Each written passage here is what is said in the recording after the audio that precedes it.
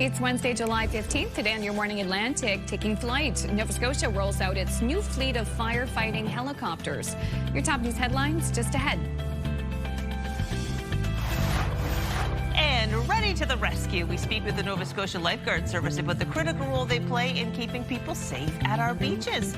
That conversation in our 7 o'clock hour. Plus, the Between Us tour, Arkel's frontman Max Kerman joins us ahead of the band's show on the East Coast. All that and more is coming up on your Wednesday edition of CTV's Your Morning Atlantic.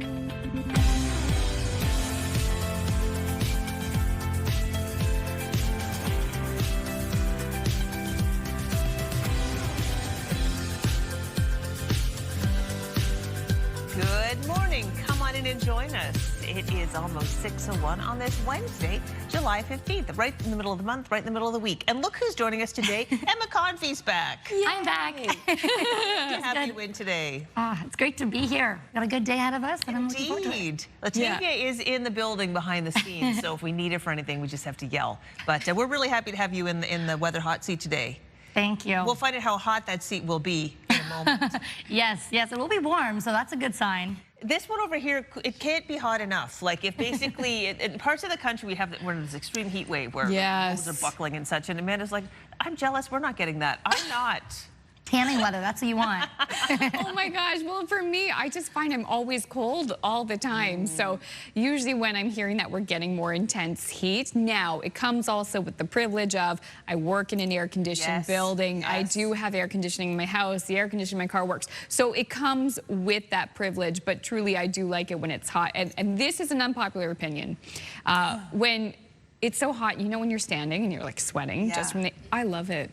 That I know. I'm a big fan of just like standing and sweating. I'm not a big fan of humidity, I guess. Yeah, me neither. My hair is not a good fan of humidity at all. Yeah.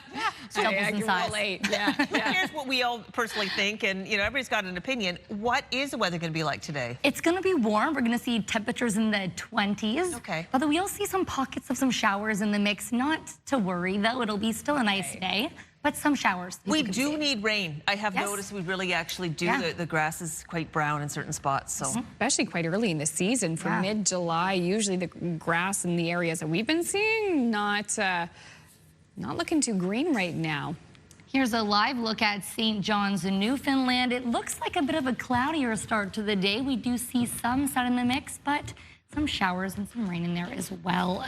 Let's take a look at some of those current temperatures we're seeing across our region. Those starting off in Halifax, we see temperatures at currently 18 degrees. Fredericton 18 as well. A bit warmer in Bathurst 21.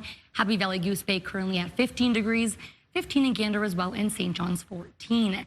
As for that UV index, we are seeing it to be between high and very high for the Maritimes. Bring out the sunblock despite a few showers in the mix there for Newfoundland and Labrador. Not so much low to moderate for your UV index.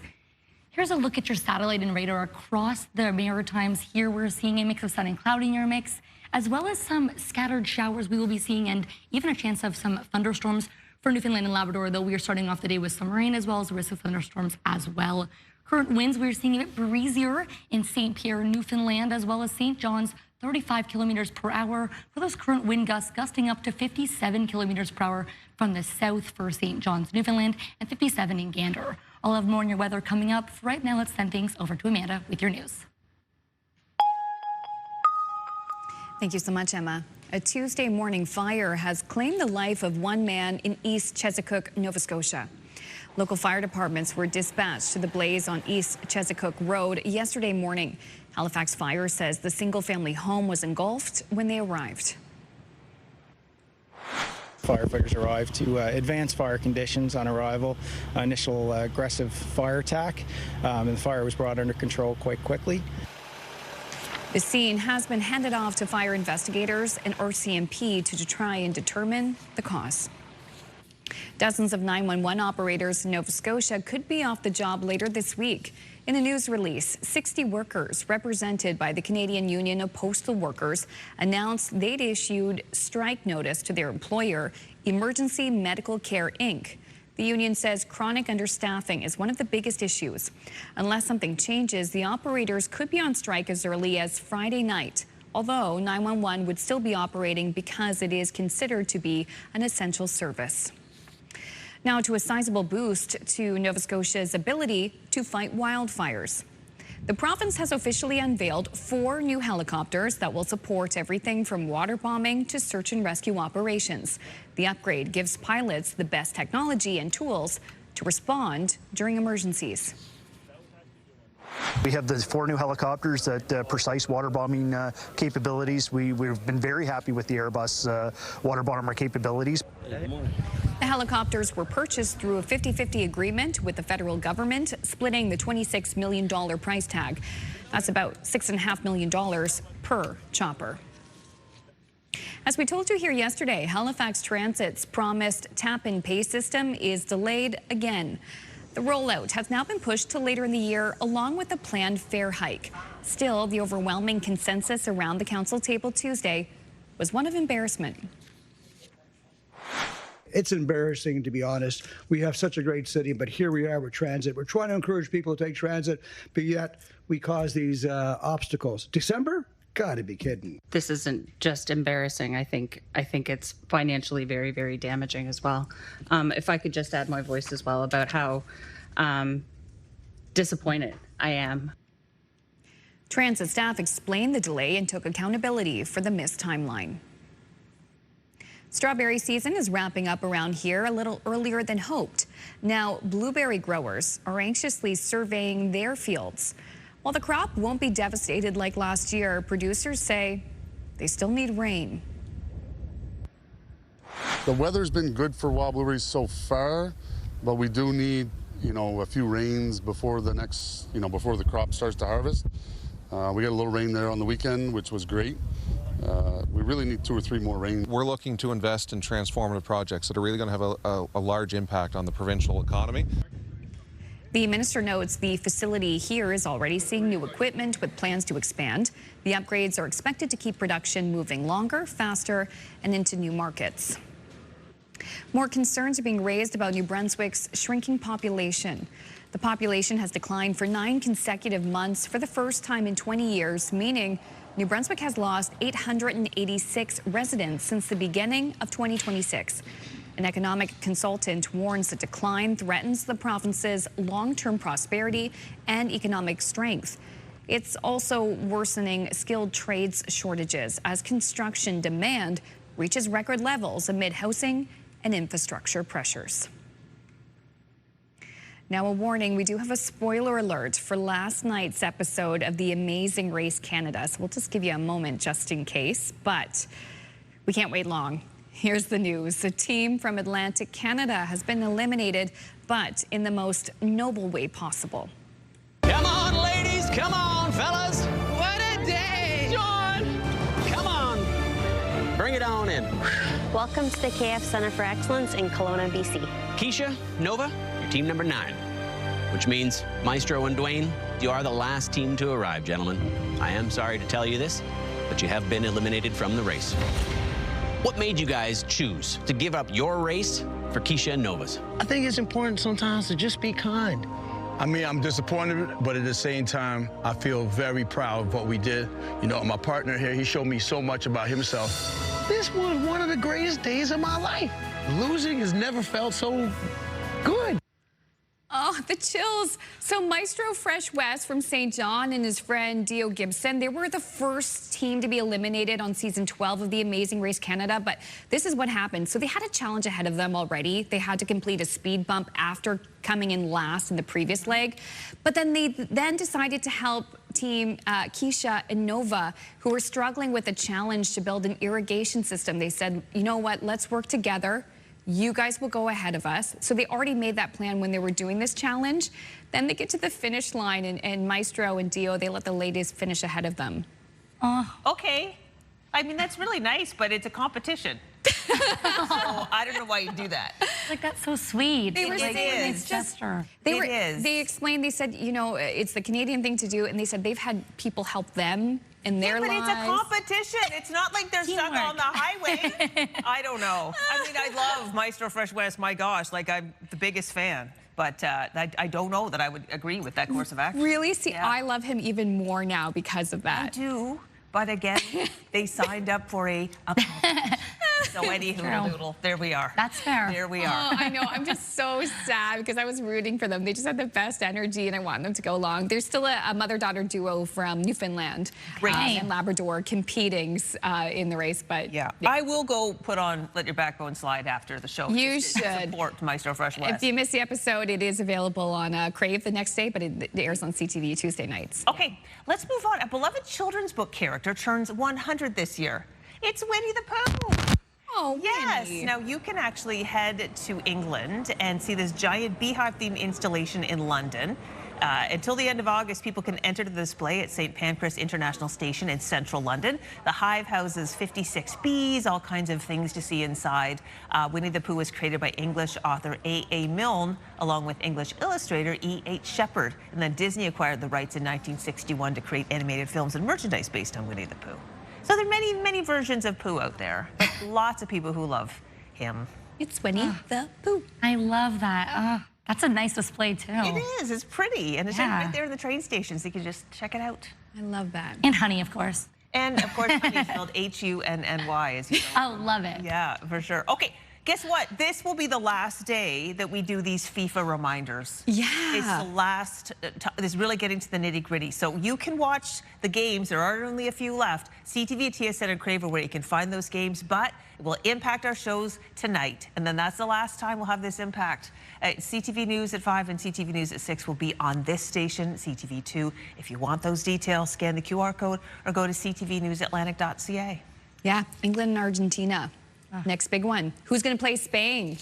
We're going to have highlights coming up in national and international news headlines on this Wednesday morning. And Emma has our first full look at the forecast as we take a live look at a bit of a cloudy start in Halifax this morning.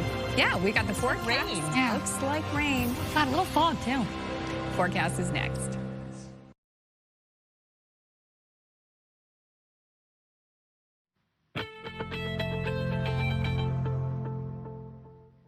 Welcome back, Atlantic Canada. Your time now is 6:14. Here's a live look at Yarmouth. A sunny start to the day with a mix of clouds in there. Look at those beautiful boats. Oh, what a nice view. Weather brought to you today by Cummins Trusted Home Standby Generators. Here's a look at those current temperatures we're seeing across the region, starting off in Halifax, 17 degrees, Fredericton at 18, a bit warmer in Bathurst, 20 degrees, 15 in Happy Valley, Goose Bay, and 13 in St. John's, Newfoundland. For our current winds, we have a windier, breezier day, I should add, in Newfoundland. Winds at 46 kilometers per hour in St. Pierre, 41 in St. John's, and gusts getting up to 56 in St. John's. That is windy. Here's a look at your forecast timeline. Starting with the Maritimes, we do see a mix of sun and cloud to start off your day. However, some showers could be popping into the mix there. Some fog for parts of Nova Scotia, as well as actually all three Maritime provinces. And we'll see a few scattered showers in there, too. There also is some smoke, I should add, in parts of Prince Edward Island as well as New Brunswick as well today. For Newfoundland and Labrador, starting off your day with some rain. This continues on into the afternoon as well. We will see some scattered pop-up showers in parts of the Maritimes as well.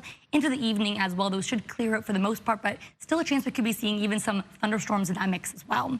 For Thursday morning, we will also see into the overnight that a clearer sky, still some clouds in the mix. As well, we still have some showers we could be expecting for Newfoundland and Labrador, and these do persist into Newfoundland and Labrador for Thursday morning as well. For the rain outlook, we are seeing trace amounts throughout parts of the Maritimes. However, for Newfoundland and Labrador, we have 10 to 20 millimeters in St. John's, as heaviest as 20 to 30 millimeters there as well. For your visibility, we see pretty fair amount of decent visibility throughout most of the region. However, it's a bit more difficult to see, I should add, in parts of Fredericton or in Fredericton, parts of New Brunswick, as well as St. John. So keep that in mind today. That's with fog, and we'll clear into the afternoon. For your forecast timeline, starting with New Brunswick, a mix of sun and cloud throughout your day.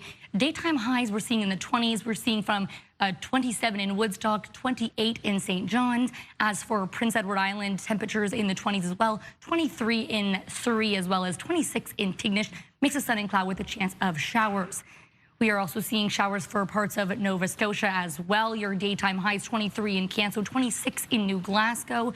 A mix of sun and cloud to start the day, even a chance of some thunderstorms into the afternoon. This continues for western parts of Nova Scotia as well. Sun and cloud to start the day with some showers and some thunderstorms. 29 in Halifax today. And for Newfoundland and Labrador, we see St. John's at 16 degrees, showers and a bit of thunderstorms into your mix. And for Labrador, we're seeing those showers continuing. We're even seeing 23 in Happy Valley Goose Bay. I'll have more on your weather later in the show. Right now, let's send things over to Amanda. Thank you so much, Emma. A different story, weather story elsewhere in the country. A punishing and dangerous heat dome is blanketing much of Canada. This could potentially overtake us here.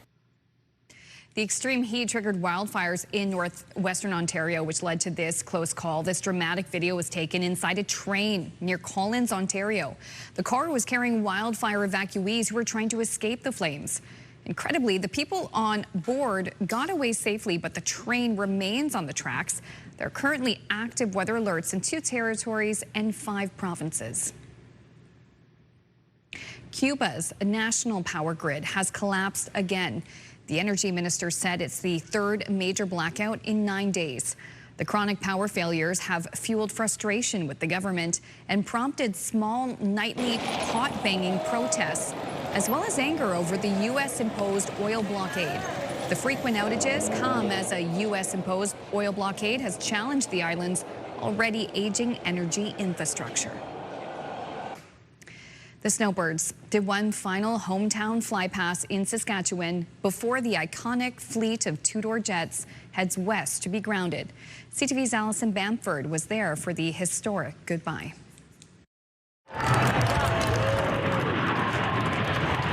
A once-in-a-lifetime opportunity for Tyler Spicer. This might be the last time I'll see it, first and last. And after watching the Canadian Snowbirds fly over Saskatoon for the first time, the 16-year-old was almost speechless. I don't have much words to describe how neat it is to be here today. Hundreds lined the tarmac to catch what could be their final glimpse of the iconic Tudor jets. Oh man, like that screams Canadian. The quick flyover captivated crowds before a landing that allowed spectators to see the jets up close. Thanks for coming to see us, guys. And meet the pilots in person. And I actually get to shake their hands this time, which is really cool. It's gonna suck not having an aerobatic team for the next couple of years. In May, Ottawa announced the Snowbirds will be temporarily grounded after the 2026 season until the fleet of aging Tudor jets is replaced with a new aircraft, making today's stop that much more memorable. It was something I saw growing up, and it was really important that we brought our kids out to see it too. It was just amazing. The experience was great, everything. It's so sad that honestly the government's shutting them down. A sentiment echoed across the ages. Spectators here signing postcards addressed to the Prime Minister as part of a campaign to keep the Snowbirds flying. We're just trying to get the Government of Canada and the Minister of National Defence to reconsider their decision. This was just a fuel stop for the Snowbirds on their way to Alberta for more scheduled events. No more events are slated for their home province here in Saskatchewan. Just sad to see it go. And for many, this is the final wave goodbye to a national symbol. Allison Bamford, CTV News, Saskatoon. To the World Cup now. Later today, England will face Argentina in the semifinal at 4 p.m. Atlantic time. And we now know the winning team will face Spain in the final after the team defeated France yesterday. Mikel Oyarzabal strikes first for Spain. Spain opened the scoring with a penalty kick in the first half before striking again in the second to make it 2-0. On Sunday, Spain will face the winner of today's game, so that could be either England or Argentina. And after the break, we will have your must-see moment from our colleagues over at TSN. Your Morning Atlantic. We'll be right back. After this, please stay with us.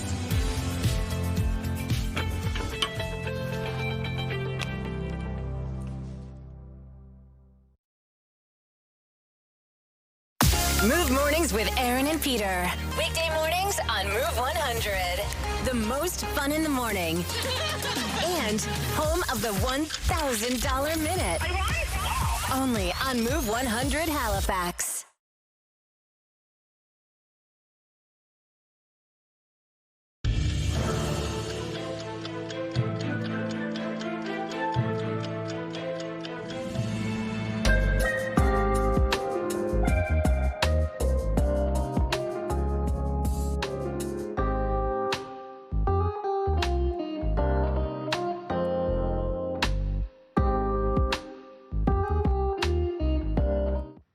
back to our show on this Wednesday. It's now 6:25. It's time to check in with our friends at TSN Sports Centre for today's must-see moment. Hi everyone, Mark Rowe inside the Sports Center newsroom with your must-see moment from Tuesday. In Fort, we head to the MLB All-Star Game. Andy Pages with the grounder up the middle. Ernie Clement with the backhand leaping throw to get him at first. A great play from the American League's leading vote getter for your must-see moment. Today on TSN, we have the second semifinal from the FIFA World Cup with England taking on Argentina. Coverage begins at 2 p.m. Eastern, 11 a.m. Pacific. That's all from the Sports Center newsroom. Have a great day.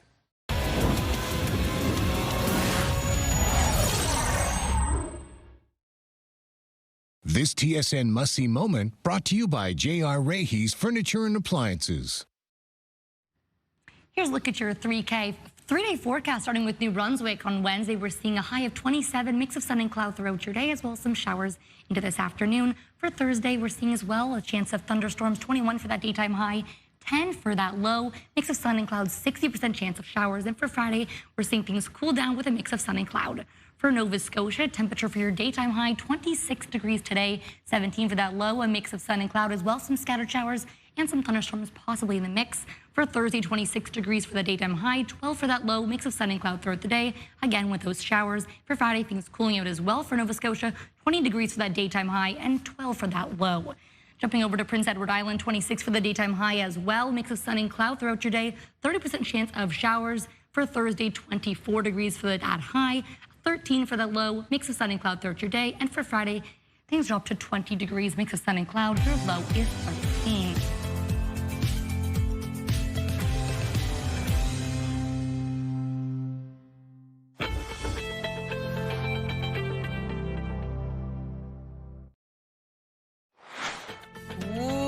Coming up this half hour, the Move Morning Chat. Today, we want to know your favorite amusement park ride. The conversation in about 15 minutes on Your Morning Atlantic.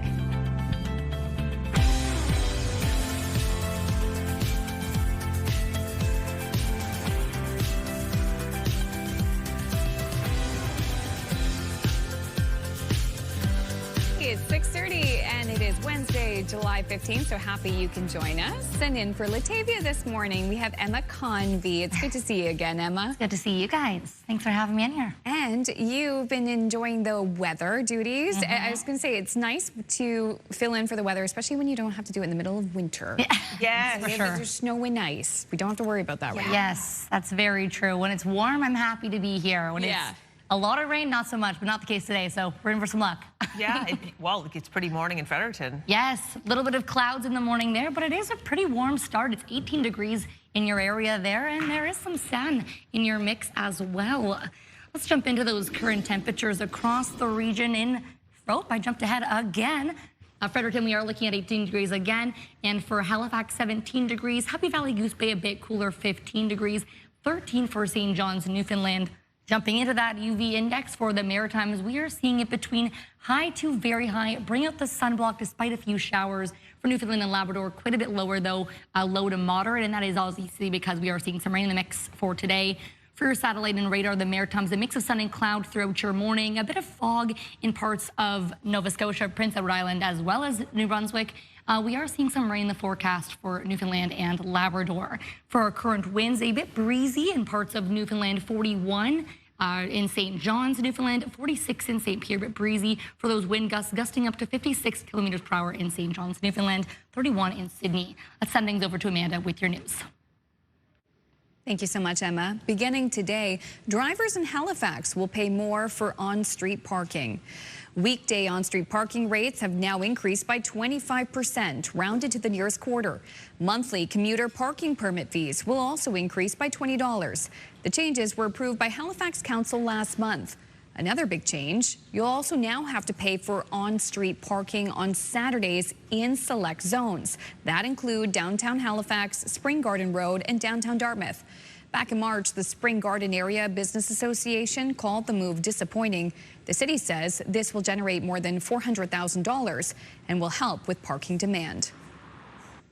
Staying with vehicles, you will be paying more for diesel in Nova Scotia and New Brunswick after prices increased overnight.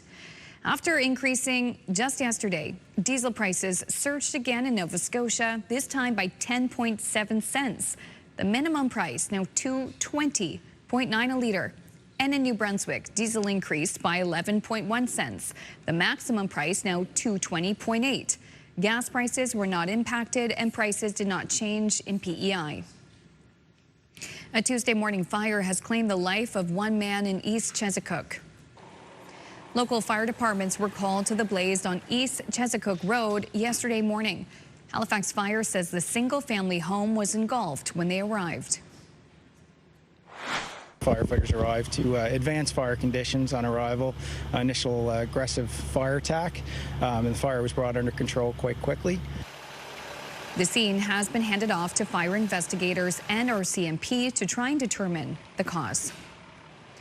Dozens of 911 operators in Nova Scotia could be off the job later this week. In a news release, 60 workers represented by the Canadian Union of Postal Workers announced they'd issued strike notice to their employer, Emergency Medical Care, Inc. The union says chronic understaffing is one of the biggest issues. Unless something changes, the operators could be on strike as early as Friday night, although 911 would still be operating because it is considered to be an essential service. Now to a sizable boost to Nova Scotia's ability to fight wildfires. The province has officially unveiled 4 new helicopters that will support everything from water bombing to search and rescue operations. Officials say the upgrades give pilots the best technology and tools to respond to emergencies. We have the 4 new helicopters that precise water bombing capabilities. We've been very happy with the Airbus water bomber capabilities. The helicopters were purchased through a 50-50 agreement with the federal government, splitting the $26 million price tag. That works out to be about $6.5 million per chopper. Pharmacists in New Brunswick are noting an increase in patients since the province switched virtual healthcare providers. And as CTV's Nick Moore tells us, they want a greater role in the province's new healthcare initiatives. Virtual Care NB has been online for exactly 2 weeks, replacing the former eVisit NB. Early reviews have been mixed. I waited 4 hours to get somebody, and I still didn't get anybody. The association that represents pharmacists across the province says they've also been hearing plenty of feedback on the provider switch. We were hearing lots of confusion from patients. They're seeing an uptick essentially in individuals coming for prescription renewals. Heidi Liston is CEO of the New Brunswick Pharmacists Association and says pharmacies should have been included in more discussions about Virtual Care NB prior to its June 30th launch. That perhaps was a missed opportunity, but we'd reached out and had some follow-up discussion around how pharmacists could help with referrals and some of the barriers that would need to be removed in order for pharmacists to participate fully in that manner. Liston says the 2 other maritime provinces are on the right track,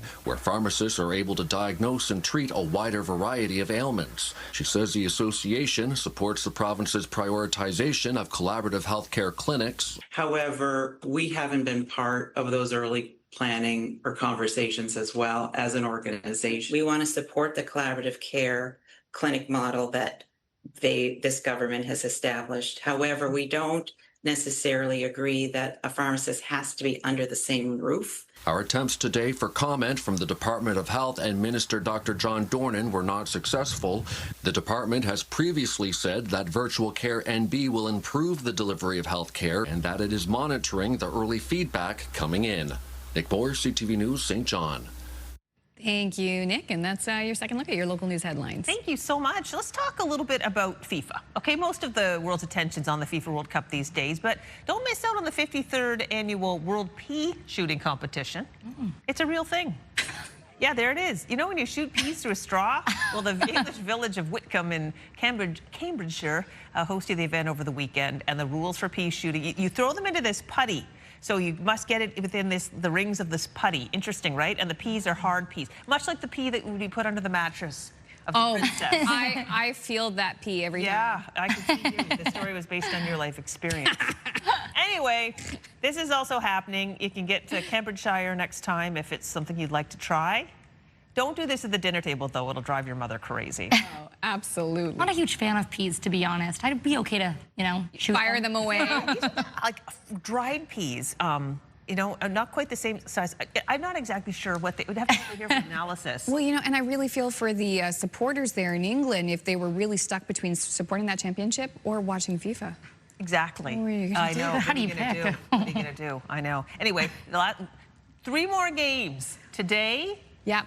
Playoffs on the weekend, and then we're done. I feel like it just started. It's gone by so quick. It really has. Yeah. Oh my gosh, 5 weeks of tournament like that. Yeah. Okay, still ahead. We go to Hollywood for your entertainment headlines, but after Emma's forecast, it is the Move Morning Chat. Today we want to know, what's your favorite amusement park ride? It could be a current one. It could be one that's no longer with us. We'll have that discussion right after this.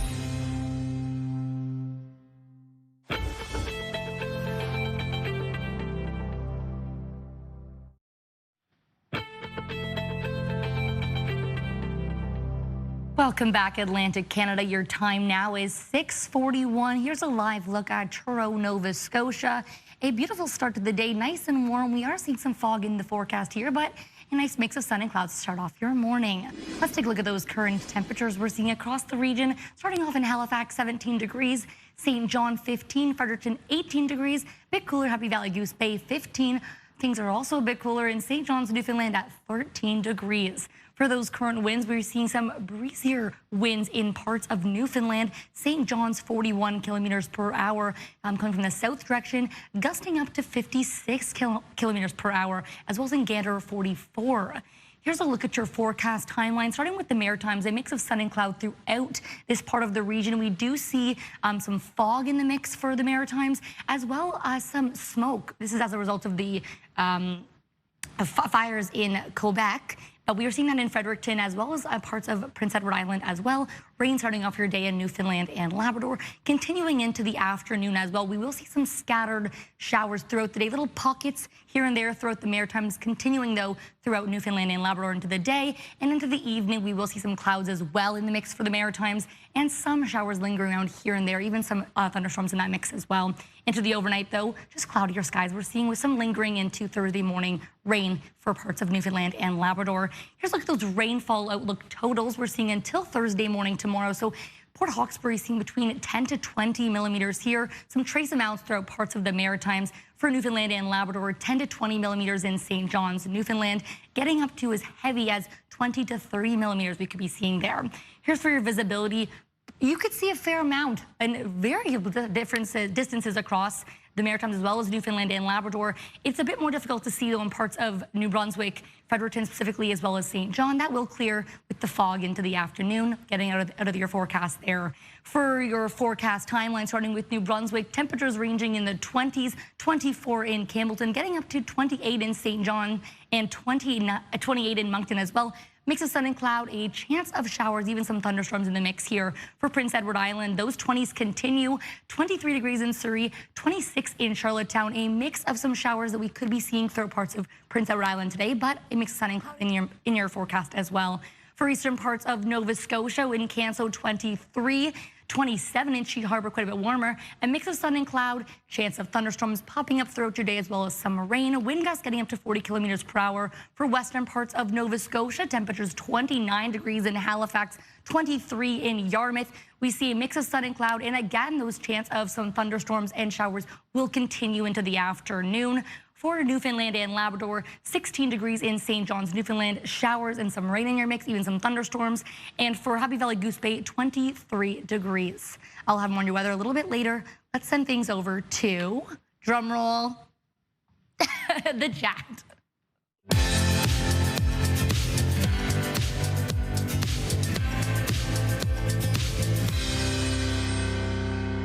Crash and Sarah joining us from Move Mornings in Fredericton. Today we're putting the spotlight on our favorite amusement park rides. We've had a number of different amusement parks here in the Maritimes over the years. Some sadly no longer with us, but hey, whether it's a current one or a trip down memory lane, let's talk about which ride you always looked forward to, either as a kid or an adult. Nice. Well, actually, you mentioned some that aren't with us. Shout out to Upper Clements Park. I used to rent the flume ride there. Was always a favorite of mine when I was a kid. Loved it. Yeah.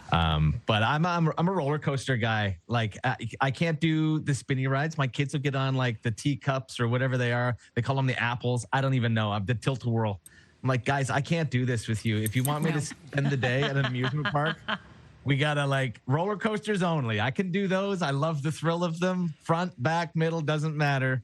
But if we're spinning around, I'm lost. I'm done. Can't do it.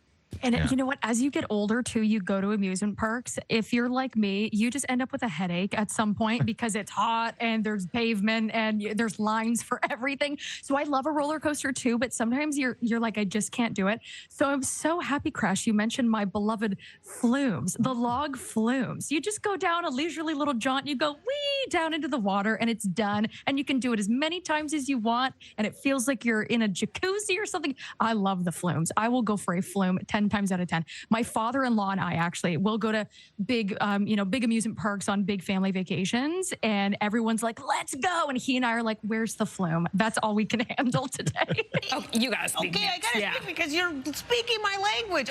Amanda she's gonna tell us about her big trip that she had recently. But my first question was there a flume? Yes. I don't think there was. I love a flume. I miss the flume at the Upper Clements Park so much. It was called the Sisiboo Sizzler, by the way. And if you recall, like, join me now. You go, da, da, da, da. My friend Penny, by the way, had the job. She lived in the area. As a teen, she was like, keep your hands in the ride, keep your feet in the ride. That was her job. So low key. Yeah. Oh my gosh. Anyway, you go up the smooth, just as you said, Sarah, smooth, and then the first big hill. Then there was a second big hill, and you think maybe you're not going to get wet, but you get absolutely drenched from head to toe. That is the downside. You just spend the rest of your day soaking wet, and you're like, "Oh, that was fun," but now. Oh no, I will go on it multiple times. Anyway, that before it closed down, we didn't know it was going to close down, but that summer. We went like on Labor Day weekend. We were probably the last people to ride it, and they let us have the epic second run without having to get out. Oh, yeah, that's a special memory. You just always had to keep your mouth closed when you were going down a flume ride. That's true. Yeah. You don't want to make that mistake. For me, I also miss Upper Clements Park. I remember in high school, it was like my first big road trip by myself when I got my license. It took me and some girlfriends, and we like drove all the way up there. We had a great day, a lot of fun. Missed the Tree Topper. That was the roller coaster ride that they had there. But I'm gonna say my most recent favorite roller coaster memory was I was just in Canada's Wonderland in Vaughan, Ontario. Went there with my little family and my sister and her family, her kids, and we did a bunch of the kids' rides. That was a lot of fun. But I did say to her, like, you and I, we have to do a roller coaster at the end of the day. We worked hard as parents. We deserve it. And she is not adventurous. I love a good roller coaster. She is a homebody. And she said, yeah, sure, I'll do it with you. No problem. Oh my gosh, it was the best experience we had. So we did, I don't know if you've been on it, but it's called the Leviathan. Yes. I've heard. Yes. It's crazy. Isn't it wild, Sarah? Like, you go up for a solid minute. You're going up, up, up, up, up slowly, and you see all of Vaughan, Ontario, and Canada's Wonderland, and my sister is just staring at me like, what have we done? And there's no going back. And then you plummet. It is so cool. I was enjoying it so much, and I was like, this, looking at my sister on the side, and she was like this, crying. And then I started laughing, and then when we finished, she went, no. Oh, no. 5 times. She didn't. Okay. She didn't lose her lunch. Okay. But even just being there with my sister and watching her was worth the price of admission. We got the best photo, too. Yeah. It's true. Oh, they sometimes have those photo ops on the ride, too, where you're like, you know, are we going to buy that? I don't know. Should we buy that? I read $30 for that ugly photo? Sure, let's do it. Yeah. Exactly. I did the cell phone like with all the watermarks on it. Exactly. All right. Well, that brings us to you. Well, now tell us about your favorite ride. Is it modern? Is it nostalgic? Midway rides count, by the way. Tell us about your favorite amusement park ride. Send a photo if you have one. Text us 10400.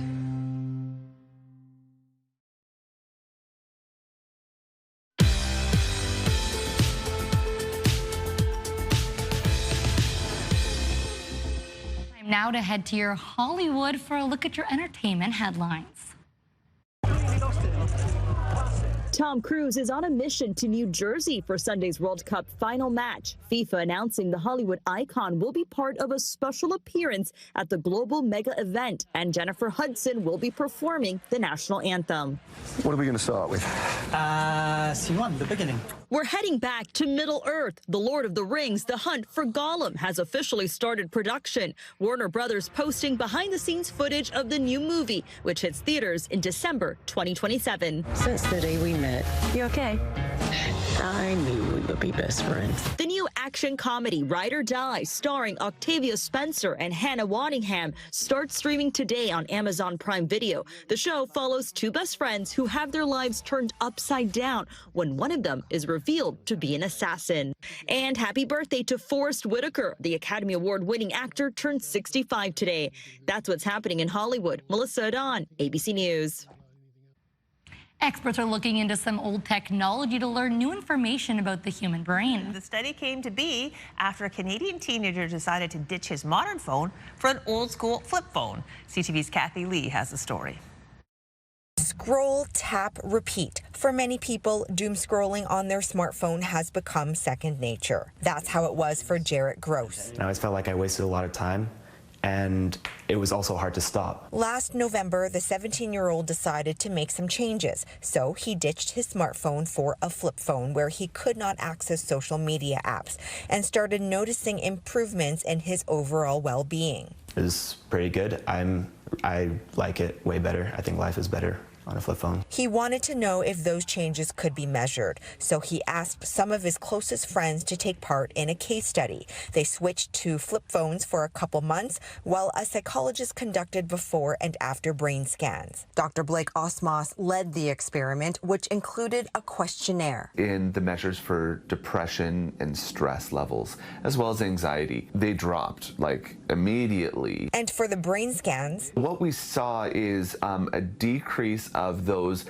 alpha brain waves in the frontal lobe, which can be correlated with brain fog. Most of Gross's friends eventually returned to their smartphones, but he is still committed to his flip phone. The teen joins a growing trend of people seeking them out. This is Nokia phone. Jerry Ede runs an e-commerce business selling refurbished cell phones and says more and more people want the old school version. 5 years prior, it used to be just seniors that are buying flip phones. But right now we are seeing even the younger generation. Ede adds that parents are also looking for flip phones for their kids. And asked, why are you buying a flip phone for your kid? Because I don't want them to use social media. Gross says he is more present now that he doesn't have easy access to social media on his cell phone, and he hopes his experience encourages others. I can message people, call people. To rethink their own screen time. Kathy Lee, CTV News, Calgary. Here's a look at your 3-day forecast for New Brunswick. Today, your daytime high is 27 degrees, a mix of sun and clouds with a chance of showers in the mix. For Thursday, 21 degrees for that daytime high, 10 for the low, mix of sun and cloud with 60% chance of showers. Things are continuing with 21 degrees for Friday, a mix of sun and clouds in the forecast. For Nova Scotia, your daytime high 26 degrees today, mix of sun and cloud with some showers and a chance of thunderstorms. For Thursday, 26 degrees continues for that high, sun and cloud as well with a 60% chance of showers. And Friday, things cool down with 20 degrees for that daytime high. Mix of sun and cloud, clear skies into the evening. For Prince Edward Island, 26 degrees today for that high, mix of sun and cloud, 30% chance of showers. Your low, 16. For Thursday, 24 degrees for that high, 13 for the low, mix of sun and cloud. And for Friday, things cool down again, 20 degrees for that high and 13 for your low.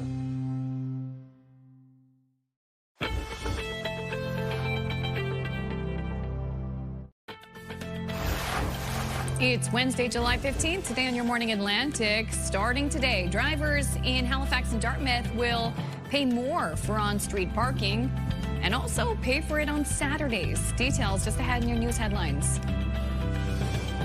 And Ready to Rescue will speak with the Nova Scotia Lifeguard Service about the critical role they play in keeping people safe at the beaches.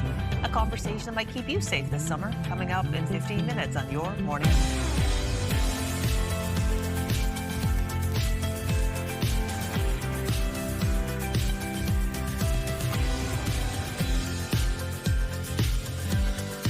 Good morning and welcome back, Atlantic, Canada. Your time now is 7:01. What a nice start to the day for Wednesday, middle of the week. Yeah. Middle of the week already. Happy to have you in, Emma, for Latavia this morning. Thank you. It's good to be here. It's great to have you. Nice to do weather, too, when there aren't a ton of warning boards to put up in our region. That's for sure.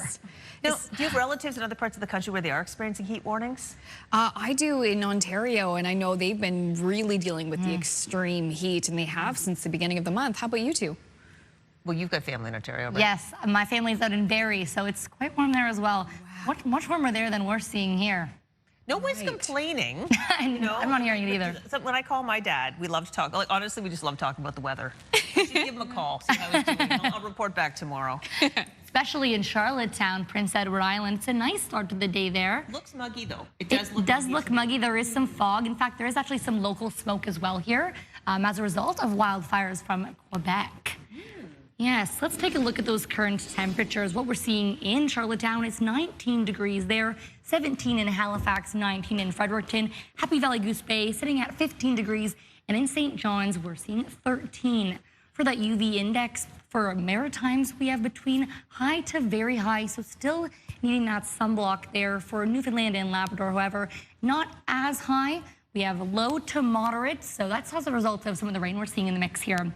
For that satellite and radar for the Maritimes, a mix of sun and clouds starting off your day with some chances of showers into the afternoon, even some thunderstorms into the mix. For Newfoundland and Labrador, rain starting off your day in both areas.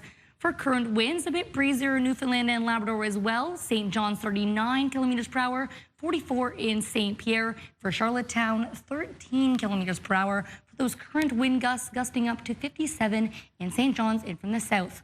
We'll have more on your weather later in the show. For right now, let's send things over to Amanda with your news. Thank you, Emma. And beginning today, drivers in Halifax will pay more for on-street parking. Weekday on-street parking rates have now increased by 25%, rounded to the nearest quarter. Monthly commuter parking permit fees will also increase by $20. The changes were approved by Halifax Council last month. And another part of the change, you'll now have to pay for on-street parking on Saturdays in select zones that include downtown Halifax, Spring Garden Road, and downtown Dartmouth. Back in March, the Spring Garden Area Business Association called the move disappointing. The city says this will generate more than $400,000 and help with parking demand. And Halifax Transit's promised tap and pay system is delayed again. The rollout has now been pushed to later in the year, along with the planned fare hike. Still, the overwhelming consensus around the council table Tuesday was one of embarrassment.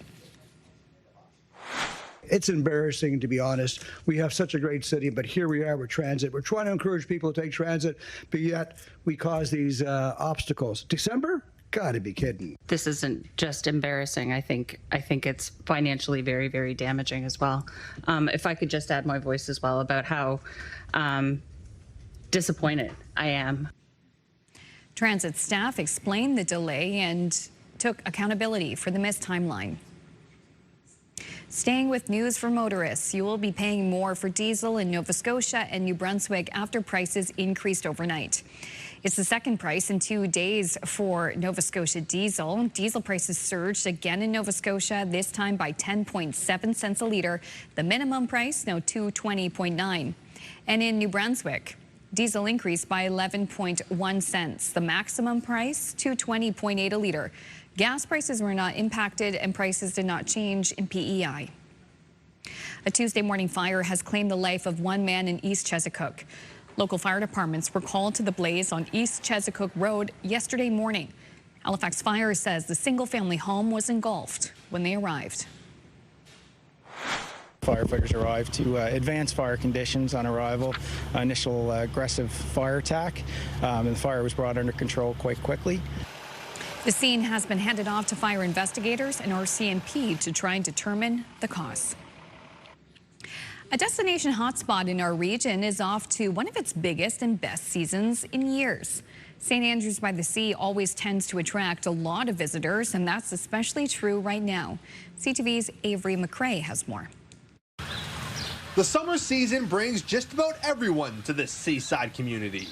That includes this family from Connecticut. who for some marks their first time in another country. It's been so much fun. We were just visiting Maine with my friends, and so far it's been very fun. Anytime we come up, we always make it a point to come to St. Andrews. The New Brunswick tourist town sees hundreds of thousands of visitors every summer. And judging by the license plates around town, they come from just about everywhere. We get lots from the driving states and some from even what I wouldn't call the driving states. Of course, the Maritimes, they're quite frequently here, which we appreciate, and all over Canada. Whether they are staying at the iconic red-roofed Algonquin Resort or checking out one of the many historic sites in town like Minister's Island, the early numbers are trending towards a big summer. We were up in May, 14% over last year.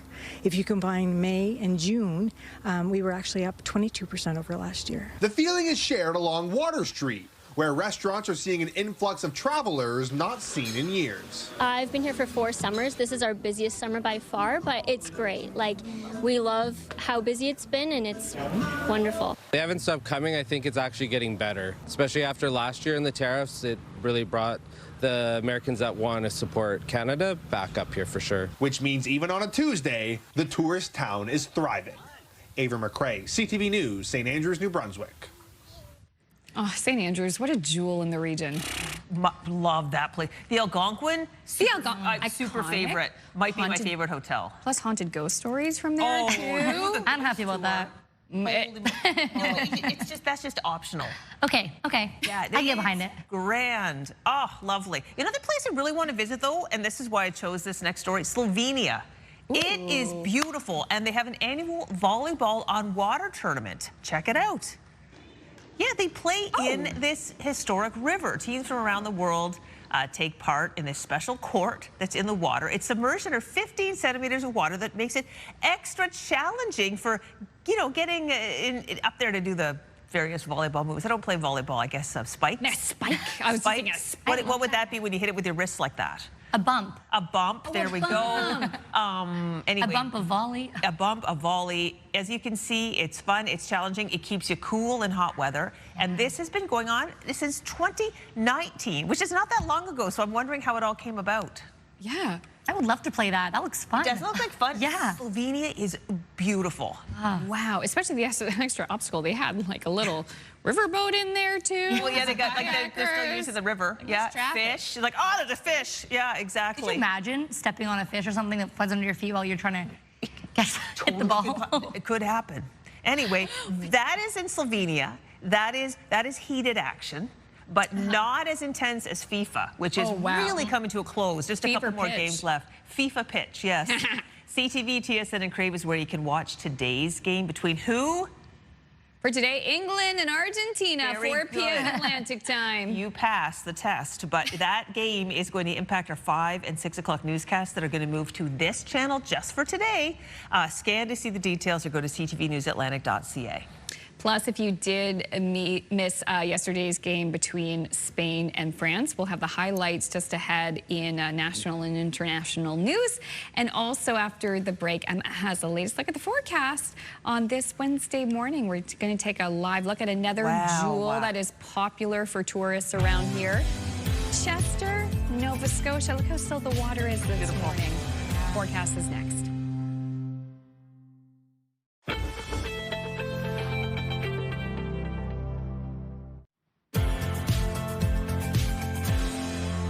Welcome back, Atlantic Canada. Your time now is 7:13. Here's a live look at Portagrave, Newfoundland.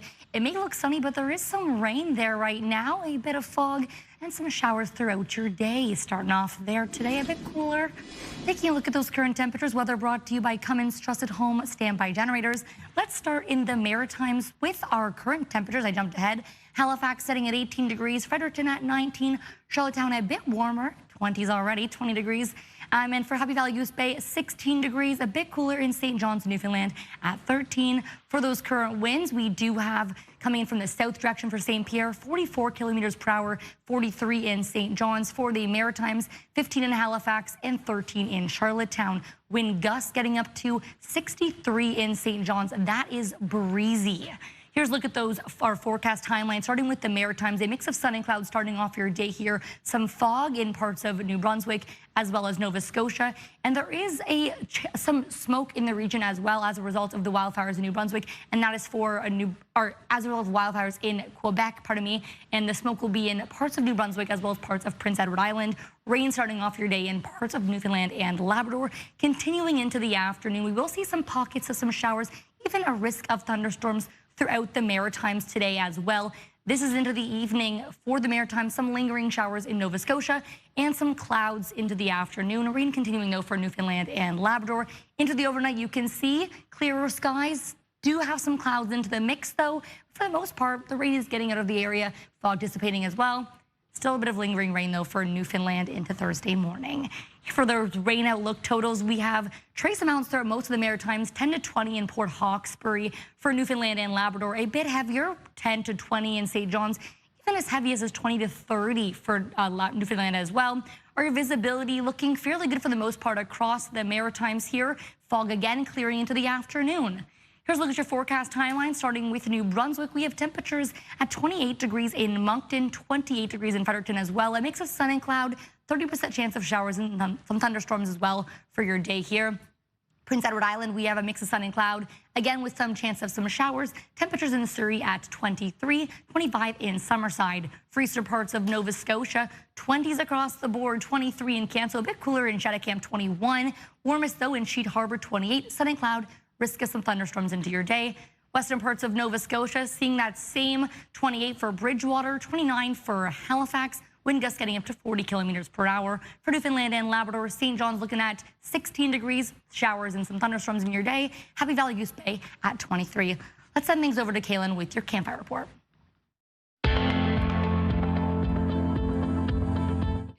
This is the Campfire Conditions Report brought to you by Pine Acres RV, where customers become friends. For the province of New Brunswick, campfires are permitted between the hours of 8 p.m. and 8 a.m. For the province of Nova Scotia, campfires are not permitted, so not allowed in several counties. That includes Annapolis, Kings County, Queens County, Lunenburg, Halifax, Guysborough County, and Antigonish County.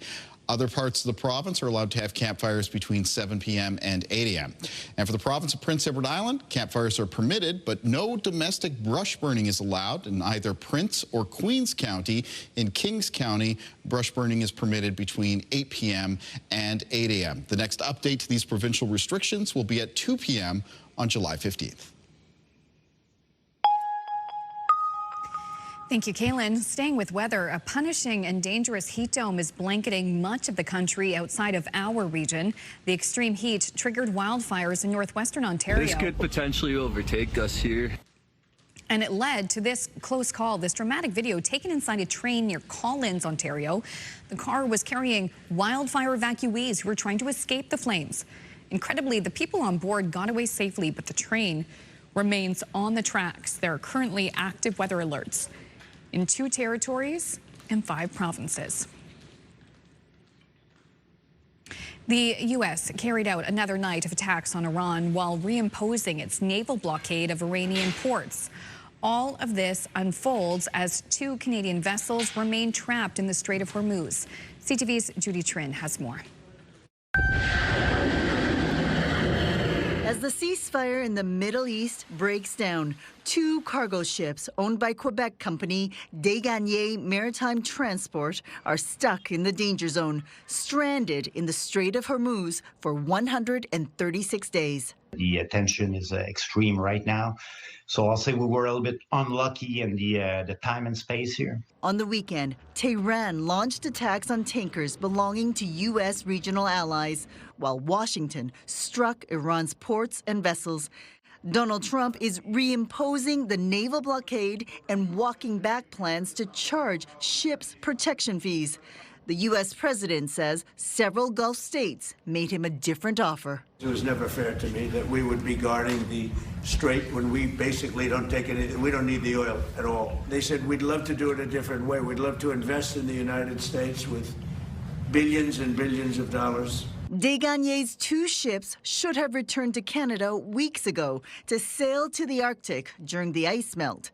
To deliver essential supplies to northern communities, the company has had to hire European ships. This was a big cost. So we had to brought the ship here in Montreal, pay the fuel, pay the crew, pay the renting of the ship. There are currently no Canadians on board Des Gagnet's stranded ships.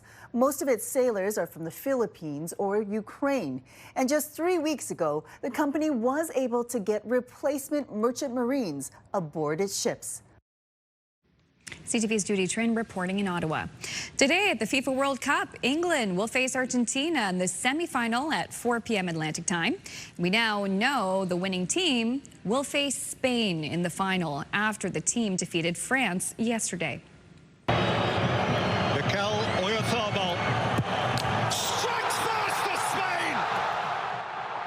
Spain opened the scoring with a penalty kick in the first half before striking again in the second to make it 2-0.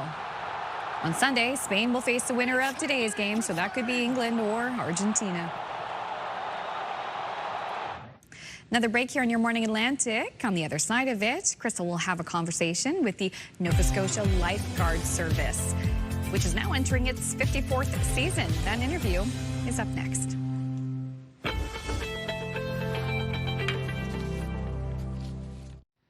Welcome back. It's 7:23. Now, the Nova Scotia Lifeguard Service, or NSLS, is now in its 54th season of supervision at Nova Scotia's most popular beaches.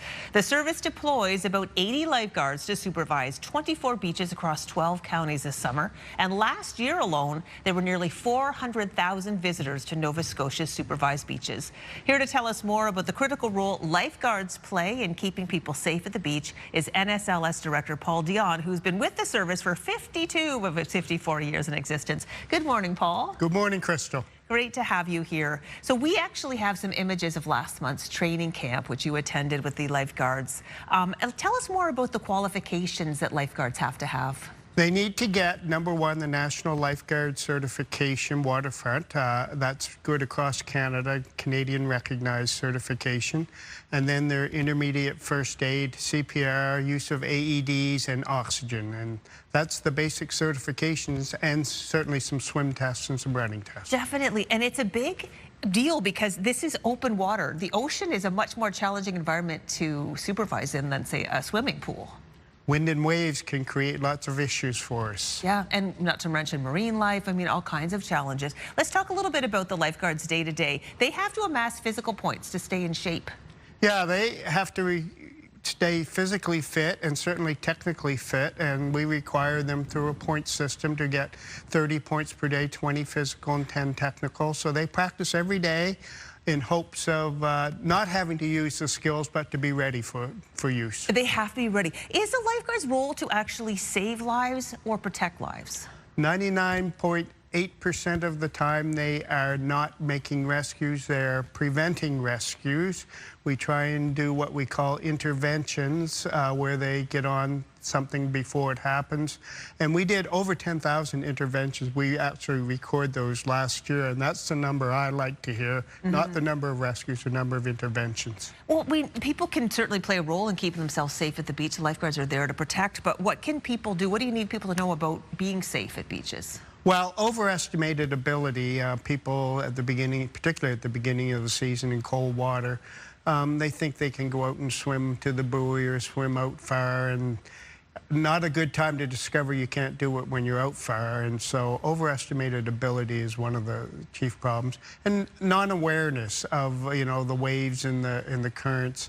And lastly, the kids. Keep your kids within arm's reach. The Life Saving Society, if they topple over, you need to be able to grab them and stand them upright. Absolutely. I mean, the lifeguards are doing their best, but if there were two people that needed attention at once, I mean, it would be challenging. But yeah, so the other thing is stay between the flags. And lifeguards put flags up. We see those. Yeah. Yeah, the red and yellow flags are a worldwide recognition of where the supervised area is, and we put them generally on the safest place on the beach, and we want to concentrate the swimmers in that area. So if you're 500 meters down the beach, it's hard for us to respond. So look for the beach, see the red and yellow flags, that's where you go to swim. Well, I know that we're not going to have time to talk about it right now, but I know that the lifeguards actually contribute to the communities they serve in. They do beach projects and they do community outreach. But if a youth wanted to work for the service, what's your best advice about getting a job with you? Well, there are several routes, but go to your local pool, get your bronze medallion, bronze cross, and a National Lifeguard certification. That's most pools across Nova Scotia and Canada offer those courses. And then in February, March, the applications come out, and you know, we do accept applications and do interviews and screening, that sort of thing. But start at the local level, get your certification, and then you can come and work for us. We're always looking for new people. Yes, I know my daughters work for the service, and it's just wonderful. It's a great job. Hard work, but definitely rewarding. Thank you so much, Paul. Anytime, Crystal. All right, it is now 7:27. We'll take a quick break. We put information about the NSLS on our website, but yeah, stay safe on the beach this summer. Gave us lots of time, so that Coming up in this half hour, ain't no party like a pizza party. Oh, especially when Suzette's in the studio. That's coming up next. She's here with our partners at Chris Brothers to make some pizza.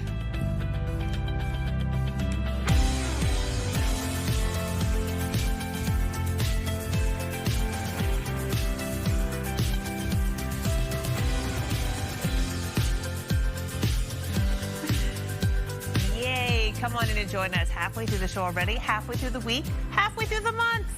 Oh. Whoa, halfway through. Okay, that just hit me. July is halfway over. Okay, no, we have still half of the month to look forward to. That's I see. That's looking at the glass half full. Yeah. Well, the iced coffee half full. Yes. I know. I was thinking like embrace the summer, but I'm already starting to see fall decor in some stores. What? I love the fall. Oh yes, two stores. Yeah, I love it. I love it too. The merchandising world is they have to do that to get ahead. They did the fall fashion ordering and stuff like that, like in the spring. Yeah, exactly. Yeah, always well ahead. Well ahead. Way ahead. We're not ahead. Way ahead. Yeah. We're savoring the moment. We're enjoying every day of the summer. Still in summer. We're definitely still in summer, but we really are, though. I mean, it's only July 15th. Yes. And if you have an outdoor pizza oven, like, listen up, because Suze is going to be here with a great recipe with you. Yeah. Okay, so this is, where are we at right now? Lockport. Lockport, Nova Scotia. Look at the beach. It looks a bit foggy, but it is. It's a moody morning. Moody is a good way to put it. Dramatic. Dramatic. Yes, it's foggy for sure. We are seeing some warm temperatures, though. It's actually quite humid as well today. So keep that in mind when you're out and about. Let's take a look at those current temperatures, starting off in Halifax, 18 degrees here, 19 degrees for those in Fredericton, 20 in Charlottetown, 16 for Happy Valley Goose Bay, a little cooler in St. John's. We're seeing 13 for your temperature there. Here's your UV index. It's high to very high for the Maritimes, even though with some showers in the mix, sunblock still key. For parts of Newfoundland, for all of Newfoundland and Labrador, we see low to moderate, not as high as other parts of the Maritimes, but that's just because of the rain that we're seeing in that part of the region. Pleasure to look at your satellite and radar. A mix of sun and clouds starting off your day for the Maritimes. We are seeing a chance of some showers as well as thunderstorms as well. Starting off the day, though, in Newfoundland and Labrador with some rain, thunderstorms as well for that chance there. Here's your current winds. A bit breezier in Newfoundland. We have 48 kilometers per hour in St. John's and 46, quite breezy in St. Pierre, gusting up to 63 in St. John's, Newfoundland. I'll have more on your weather later in the show. For right now, let's send things over to Amanda. Thank you so much, Emma. Here is another item that will cost you more: on-street parking in Halifax and Dartmouth. Weekday on-street parking rates increasing today by 25%, rounding to the nearest quarter. Monthly commuter parking permit fees will also increase by $20. The changes were approved by Halifax Council last month. And that's not it. You'll also now have to pay for on-street parking on Saturdays in select zones that include downtown Halifax, Spring Garden Road, and downtown Dartmouth. Back in March, the Spring Garden Area Business Association called the move disappointing. The city says this will generate more than $400,000 and help with parking demand. Staying with news for motorists, you will be paying more for diesel in Nova Scotia and New Brunswick after prices increased overnight. After jumping yesterday, diesel prices have surged for a second day in a row in Nova Scotia, this time by 10.7 cents. The minimum price now $2.20.9 a litre. And in New Brunswick, diesel increased by 11.1 cents. The maximum price, $2.20.8. Gas prices were not impacted and prices did not change in Prince Edward Island. A Tuesday morning fire has claimed the life of one man in East Chesapeake. Fire departments were called to the blaze on East Chesapeake Road yesterday morning. Halifax Fire says a single-family home was engulfed when they arrived. Firefighters arrived to advance fire conditions on arrival, initial aggressive fire attack, and the fire was brought under control quite quickly. The scene has been handed off to fire investigators and RCMP to try and determine the cause. Over to wildfires now. The province of Nova Scotia's ability to fight wildfires now has a sizable boost. The province has officially unveiled 4 new helicopters that will support everything from water bombing to search and rescue operations. Officials say the upgrades give pilots the best technology and tools to respond during emergencies. We have the 4 new helicopters that precise water bombing capabilities. We've been very happy with the Airbus water bomber capabilities. The helicopters were purchased through a 50-50 agreement with the federal government, splitting the $26 million price tag. That works out to be about $6.5 million per chopper. More concerns are being raised about New Brunswick's shrinking population. The population has declined for 9 consecutive months for the first time in 20 years, meaning New Brunswick has lost 886 residents since the beginning of 2026. An economic consultant warns the decline threatens the province's long-term prosperity and economic strength. It's also worsening skilled trades shortages as construction demand reaches record levels amid housing and infrastructure pressures. School's out for the summer and kids are making the most of their time off. Whether they're enjoying a so-called 90s summer, riding bikes and running through sprinklers, or picking up new skills at a camp, Maritime kids are making memories right now. CTV's Vanessa Wright has more. How's your summer going? It's going pretty good. We're from Calgary, so we come and visit our Nana and Papa every year. From riding bikes to going for a swim, their schedules are quickly filling up. But most are leaving room for summer camp. She and her sister are going to Neptune camp. I'm on maternity leave, so we like to spend time at the local lakes and the pool, and we've had great weather so far, so we've been really lucky that way. I usually do this hockey club at the end of the year, of the summer, before we go home.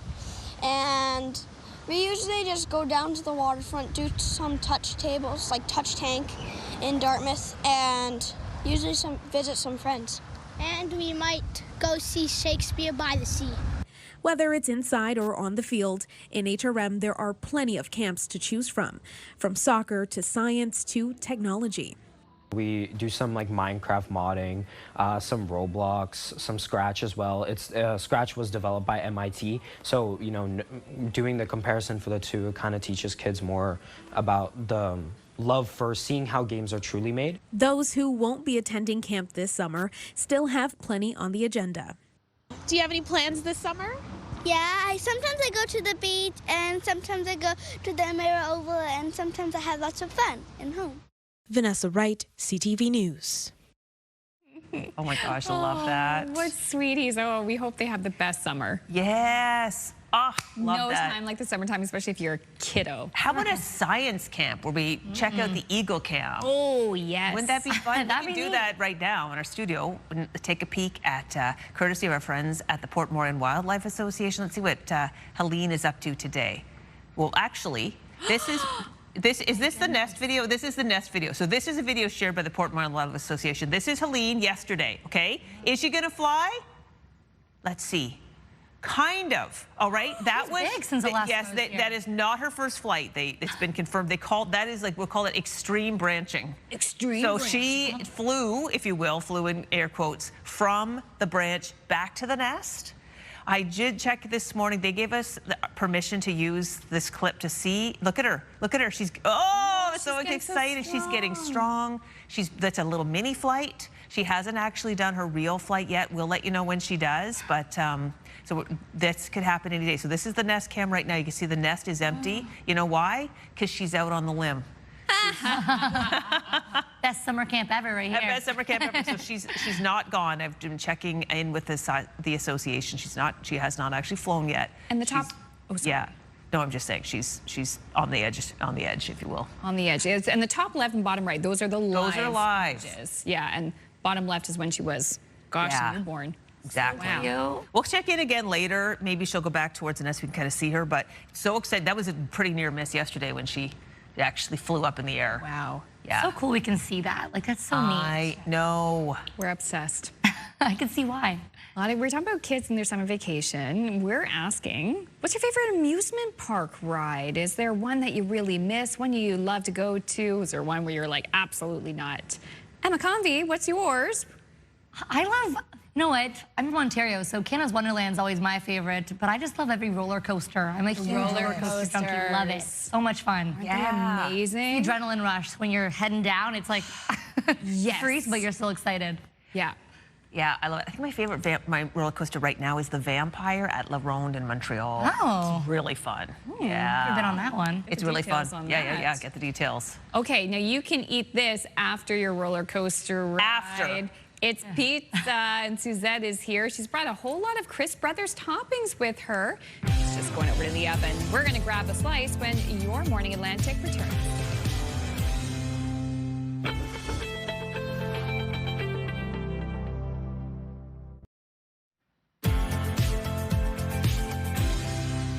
Welcome back, Atlantic, Canada. Your time now is 7:44. You are taking a live look at Burnt Coat Head, Nova Scotia. A little foggy start to the day.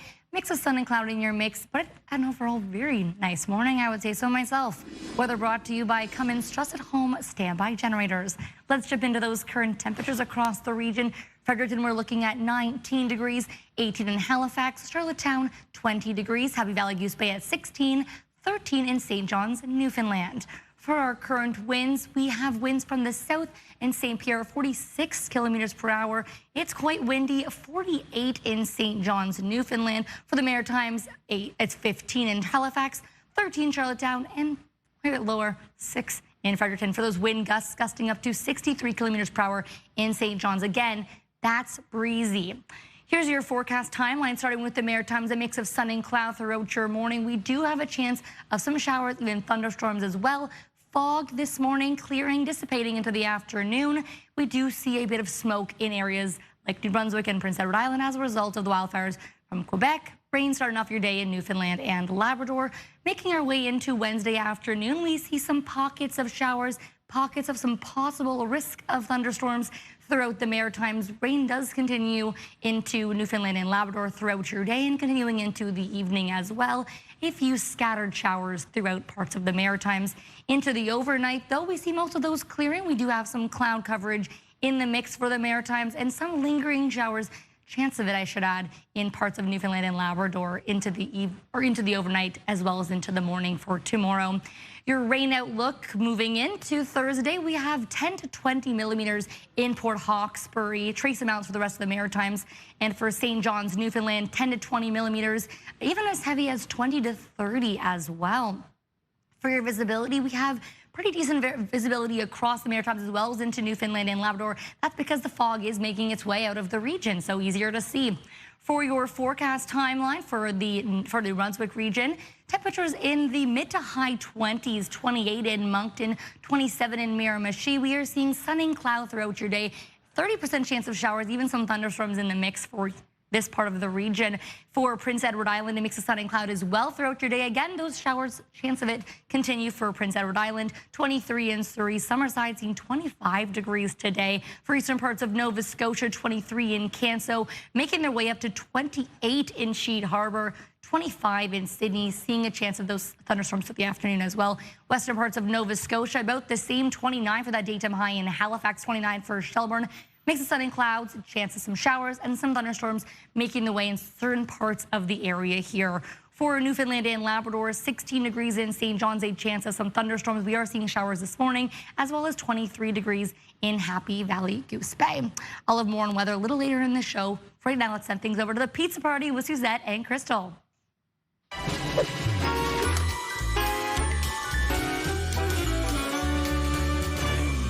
My gosh, I love that little song. I know. Suzette, we're back. We're having a pizza party, and you're making some very delicious pizzas thanks to our partners at Chris Brothers. Oh, Krista, whenever I think pizza, I go directly to the Chris Brothers section of the grocery store because they have everything you need. To make things easy, and we're making several different kinds of pizzas, all with Chris Brothers products today. Oh, we are. Okay, so today I was already dabbling. I made a Hawaiian pizza today. I made a pepperoni pizza already, which we'll try later. Yum, yum. But right now, I have you making a pizza with salami, ham, and pepperoni using Chris Brothers. This is the best. This is genius. Already packaged pizza variety value pack. That's awesome. Do you think I want pizza for dinner tonight? Show up to the grocery store, anywhere you shop in Atlantic, Canada, buy that, make your pizza. Easy peasy. Now, you can make your own dough, or you can buy your own. For the magic of TV this morning, we already have the dough made. Perfect. But I typically do make my own, but this is easy. So Crystal, you can layer that up as you like. As I like, I've got cheese for you there as well.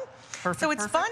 It already has the 3 meats. If you're a Meat Lovers fan, you are golden. Now, I'm going to make a donair pizza because Bonte and Chris Brothers make donair meat along with the donair sauce. So I already have the donair sauce spread out on mine, which is going to be a really, really nice base. But you can do whatever you want. I really like a big pepperoni pizza, which I made earlier this morning using the Chris Brothers mild pepperoni. So good. Or their ham for a Hawaiian.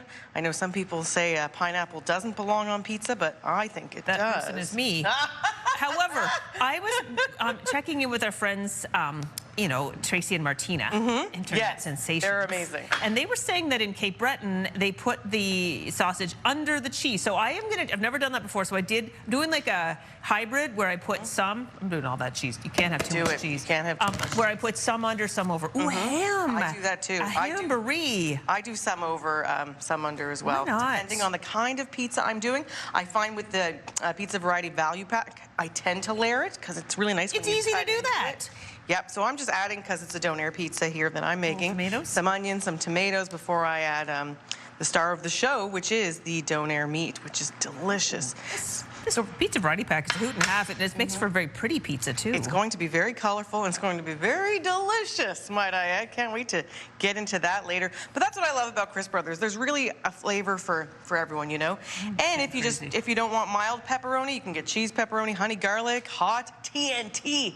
TNT, that's a bit too hot for myself. Beast. But, okay, I've ripped up a little bit to create like a moment. Wow. So you put this in the oven, based in your oven. You know what, here I'm going to tell you the truth. You can have a gorgeous pizza oven like you. I know you can get the Unis at Kent, or you've got this like super fancy professional one. You know what else you can do? Just put it in your normal oven at home like me. It takes a little longer, but it's still delicious. You can enjoy pizza any way you enjoy, and it can be really, like you said, a really easy, quick dinner like this, where you grab that pizza variety pack if you're on the run, grab some pre-made dough and put it in the oven. It will be delicious. Or if you have more time, you want to entertain your friends, maybe show off a bit, use your outdoor oven, go for it too, make some homemade dough. But there's so many great topping ideas, you know, and there's even different flavors of ham. I use the maple ham on this because I like a bit of sweetness. That'd be good for the Hawaiian. I will try that. I'm going to open my mind and try it because I'm kind of anti-Hawaiian, but yours looks good. With the you won't be disappointed. I don't think you'll be disappointed. So in case anybody is just waking up from a deep slumber and they haven't watched this segment before, where can we get the Chris Brothers products? Anywhere you get your groceries in the region, you can find Chris Brothers products. And you can use Chris Brothers to make like an hors d'oeuvre where you just take various Chris Brothers products and roll them up and put a toothpick in it. They make their own donair sauce too, the Bonte donair sauce with Chris Brothers, the donair meat. I mean, it's a one-stop shop. It's a one-stop shop. It's a one-stop shop. We will have a taste test later. Right now, we're going to throw things over for a little escape for a moment. Over to Amanda for health and medical news. Thank you so much, ladies. A new study shows soccer potentially could affect long-term brain health. It's one of the topics in Your Health.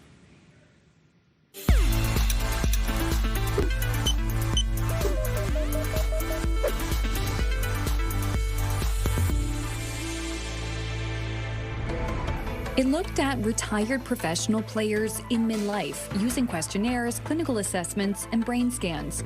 The researchers say they found no impacts on cognition, but they say participants did have lower gray matter in certain brain regions. That's compared to people who hadn't played contact sports. The regions include those affecting memory, decision-making, attention, and emotional regulation. The participants also report higher levels of anxiety and depression and problems with thinking or decision-making. The lead author says the study shows correlation, not necessarily causation. Finally, have you heard of tan maxing? Social media is filled with videos of the trend, which pushes people to do whatever it takes to get as tan as possible, including tanning beds or laying out in the sun without sunscreen. It's alarming to doctors who are warning people against the dangerous behavior. Even if you're not getting a sunburn, that sun damage is still accumulating over time, and that can predispose to skin cancer. Dermatologists are alarmed by the trend because it's well documented that prolonged exposure to the sun can cause skin cancer. Health Canada advises that there is no such thing as a safe or healthy tan.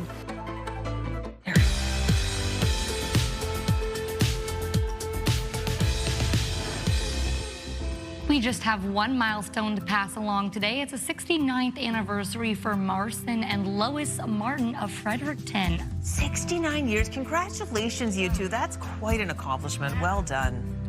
And to see your milestone again or find out how to submit one, visit our website by scanning the QR code you see there. And a reminder that milestones must be received at least 2 weeks in advance.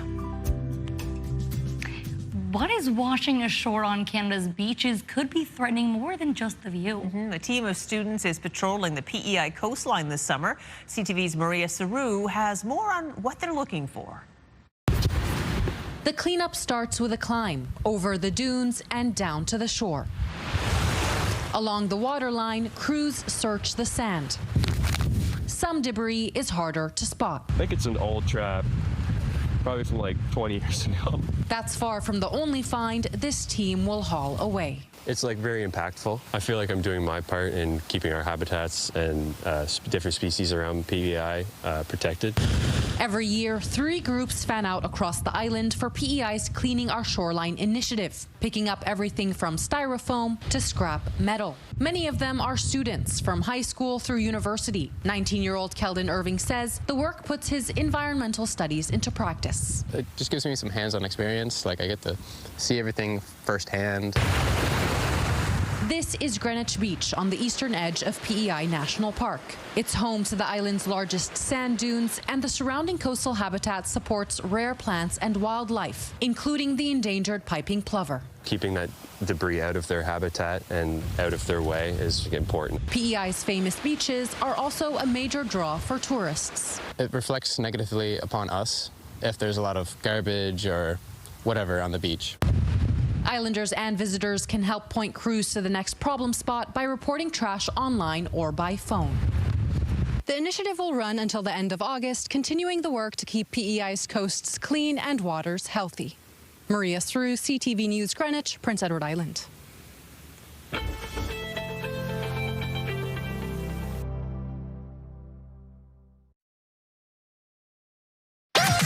#1 morning show in Halifax. Turk. Wednesday, July 15th, today on Your Morning Atlantic. Starting today, drivers in Halifax will pay more for on-street parking and will also start paying on Saturdays. Your top news headlines just ahead. And painting Peggy's Cove. The folks from the Peggy's Cove Area Festival of the Arts are here to give us the details on this year's event. That's all coming up this half hour on Your Morning Atlantic.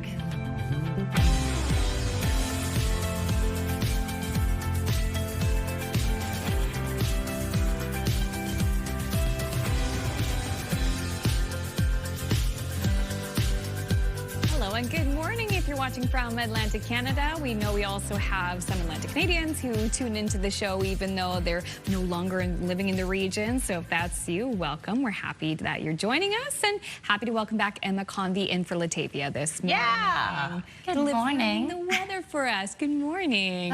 Feels good to be here. It's nice to be back on this set, the early mornings. Yes, because you like the early mornings. I do. I'm I mean, when I get enough sleep, absolutely. Right. That's the key, getting enough sleep. It's hard in the summer for me to get enough sleep because I don't want to go to bed as early as I have to go to bed. Very true. Yeah. And it's challenging. And if it's really hot at night, that can be really uncomfortable for some people trying to sleep. That is, well, that's the truth. But even just like the daylight, like I love to get out and enjoy the daylight. It's bright until well after we do go to sleep. Like I still want to be doing things. Yeah, it's hard. It makes it hard after going to bed early when you have to shut the blinds, dark everything in the room to get yourself in that mindset. Yeah, get yourself in that space. But good if you work early in the morning because the sun's up so early. Yes. Maybe late at night too. This is one of our favorite shots, Emma. Wow. And look at the water today. It was rippling yesterday. It was breezy, but today it's almost as still as glass. Yeah, very still. And the sunset there, it's beautiful. The deck. What a great shot. I see why it's your favorite one. And it's warm there as well. Temperatures in the 20s we're seeing today. For your current temperatures, we are seeing 20 in Charlottetown, 18 in Halifax, Fredericton at 19, Happy Valley, Goose Bay a bit cooler, 16 degrees, and 13 in St. John's, Newfoundland. For that UV index in the Maritimes, we have it between high to very high, so despite a few showers we could be seeing, still sunscreen weather. And for Newfoundland and Labrador, quite a bit lower though. We do have between low to moderate for that UV index. For your satellite and radar in the Maritimes, a mix of sun and cloud throughout your day. Fog dissipating now into the afternoon. And we do have a chance of some showers, even some thunderstorms in the mix for the Maritimes. Starting off your day in Newfoundland and Labrador, though we do have some showers starting off the day, as well as the chance of some thunderstorms there as well. For the current winds, it's a bit breezier in Newfoundland and Labrador. 41 is what it's getting up, or not getting up to, currently sustained at in St. John's, Newfoundland. A little less breezy though in Halifax, 15 and 13 in Charlottetown. Wind gusts getting up to 63 kilometers per hour out of the south in St. John's, Newfoundland. Let's send things over to Amanda with your news. Thank you, Emma. Beginning today, drivers in Halifax will be paying more for on-street parking. Weekday on-street parking rates have now increased by 25%, rounded to the nearest quarter. Monthly commuter parking permit fees also will increase by $20. These changes were approved by Halifax Council last month when approving the city's budget. Another big change, you'll now have to pay for on-street parking on Saturdays in select zones that include downtown Halifax, Spring Garden Road, and downtown Dartmouth. Back in March, the Spring Garden Area Business Association called the move disappointing. The city says the increase will generate more than $400,000 and help with parking demand. You'll be paying more for diesel in Nova Scotia and New Brunswick after prices increased overnight. After increasing yesterday, diesel prices surged for a second day in a row in Nova Scotia, this time by 10.7 cents. The minimum price $2.20.9 a litre. And in New Brunswick, diesel increased by 11.1 cents. The maximum price now $2.20.8. Gas prices were not impacted and prices did not change in PEI. A Tuesday morning fire has claimed the life of one man in East Chesapeake. Local fire departments were called to the blaze on East Chesapeake Road yesterday morning. Halifax Fire says a single-family home was engulfed when they arrived. Firefighters arrived to advance fire conditions on arrival, initial aggressive fire attack, and the fire was brought under control quite quickly.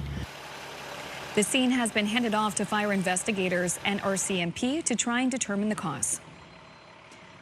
More concerns are being raised about New Brunswick's shrinking population. The population has declined for 9 consecutive months for the first time in 20 years, meaning New Brunswick has lost 886 residents since the beginning of 2026.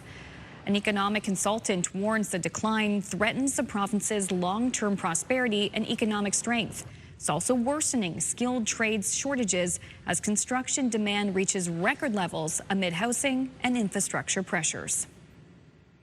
Meantime, there is a bit of hope for would-be home buyers. For the first time in ages, prices trended down slightly in the region's largest city. Now, the question is, how long will this last for? CTV's Jonathan McGuinness has more. It was just sold last week after about 53 days on the market. That's a little longer than most homes in the Halifax area these days. If a property is priced appropriately and it's priced in line with where the market should be, they are selling relatively quickly. Average days on market right now in Halifax, Dartmouth is about 42 days. According to a Royal LePage study, home prices fell by 0.5 percentage point this spring compared to last year, but they're still up 0.6% compared to earlier in 2026. Still, the median price of a single-family detached home in Halifax is a little more than $605,000. Today, there is inventory choice out there. The market is what I would describe as fairly balanced right now. There's an available inventory. There's not too much. It's not just houses that have seen a price dip. The median price of a condominium decreased by 2.2% year over year to $399,000. Those who are looking for condos can find a reasonable condo. They can probably negotiate a little bit more. They should expect a little lower, maybe a little lower price than they saw at the same time last year. Some good news for those in the market for a home after years of bidding wars for a place to call home. Jonathan McGinnis, CTV News, Halifax. Thank you, Jonathan.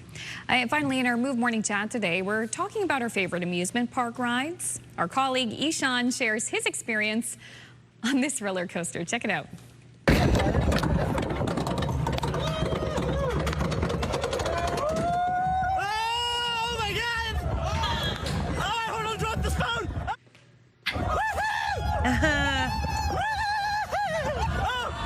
Whoa! Woo, twisty, twisty. That's what I like, roller coasters right there. How you doing? Who's shooting this? Wow. He is. Ishan's holding his phone. Wow. And he's recording it. That's risky. That's risky because the phone could go flying. You're supposed to keep all that stuff in the ride at all times. You're not supposed to be wearing sunglasses Look at either. This. Listen to him.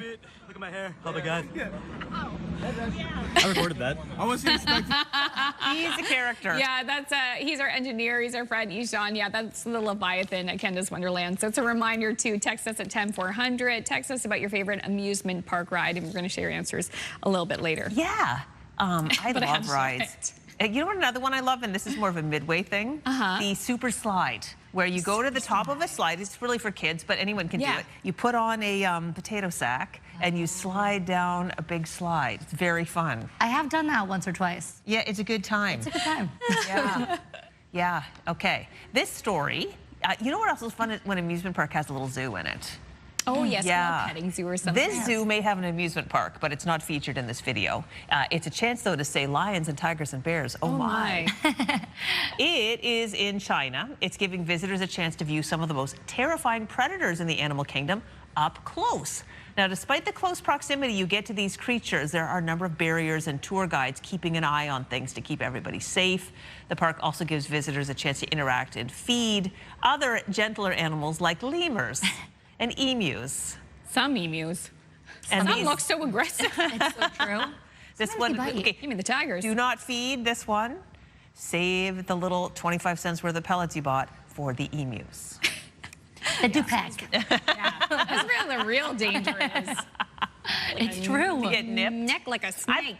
Really? An emu? I've never had like a, sorry, I was saying those are lemurs. I'm getting emu and lemur mixed up. Yeah. Emus, absolutely do not feed the emus. Oh my gosh. Yeah. Lemurs. It's very zaboomafoo. Ring-tailed lemurs, yes. Oh gosh, don't feed an emu. We had them at the petting zoo I worked at as a teenager, and they would just, tourists would like give them their popcorn in the foam containers that we sold at the time, and they would like just smash the popcorn container to bits because they were eating the popcorn too aggressively. Yep, sounds about right. Yeah, no thank you. Give us the tigers. I'd rather. Seems safer. Oh my gosh. All right, one last reminder for this 2026 FIFA World Cup. Today only, the last time CTV, TSN, and Crave where you can watch the coverage for every game, but this is the last time the newscast will be moved because of that coverage. Yeah. So CTV News at 5 and CTV News at 6 are going to move to our station here, CTV2, tonight for the casts. Get the details at the QR code or at ctvnewsatlantic.ca. And if you, like me, and you want to watch both, you can watch the FIFA game, and then you can also watch our newscast online, too, or through the CTV News app. Yeah. You sure could. Flip back and forth. Go back and forth. Some people have TVs where you can pick two screens to go at the same time. Yeah. Wow. England and Argentina, that's 4 p.m. Atlantic time, so that's when the game is going to be. So we're going to have another break. I'll have another look at national news, and Emma has a look at the forecast as we take a look at one of our most iconic tourism destinations, Peggy's Cove, Nova Scotia. My favorite view. Best. Oh, and a bug.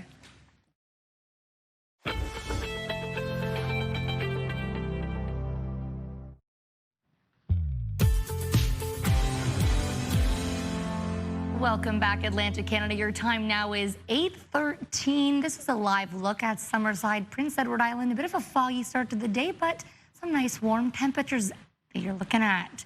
Weather is brought to you by Cummins Trusted Home Standby Generators. Let's jump into some of those current temperatures we're seeing today. Halifax, 18 degrees. Fredericton, a little bit warmer at 21 degrees. 21 as well in Charlottetown. Cooler in Happy Valley, Goose Bay at 17, and 13 in St. John's and Newfoundland. For our winds, we have winds at 48 kilometers per hour.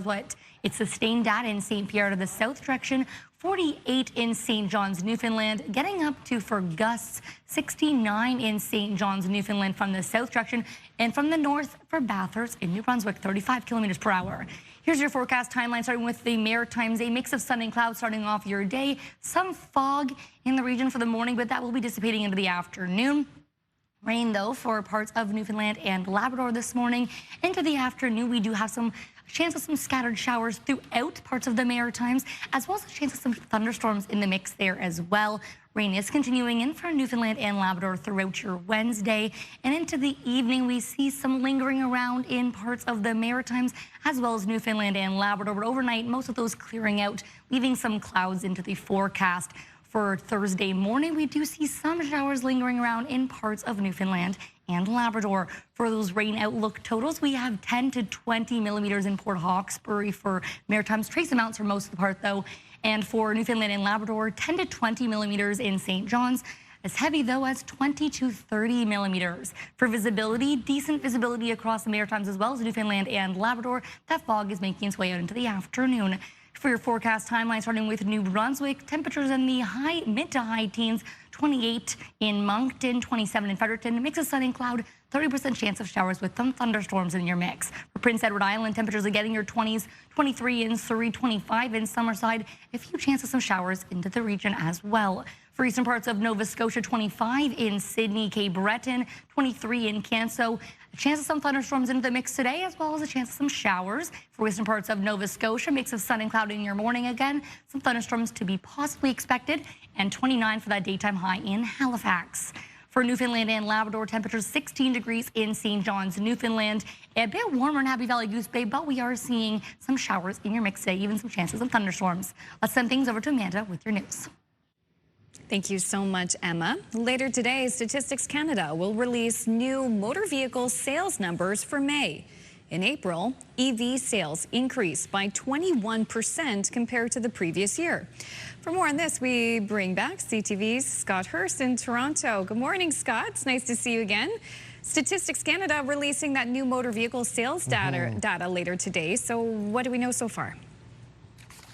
Good morning, Amanda. We've seen renewed momentum in EV sales for much of the first quarter of this year. And as you mentioned, we will be getting the latest numbers from Statistics Canada later this morning, which will give us the consumer snapshot for May.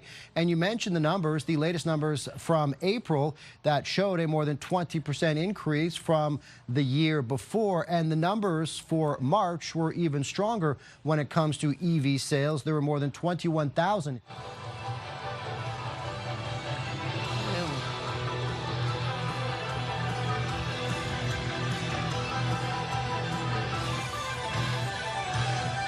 Having a bit of a tech issue there. For much of the year before. Oh, sorry, Scott. Sorry to interrupt you. We had a bit of a tech issue there. We lost your audio around when you said 21,000.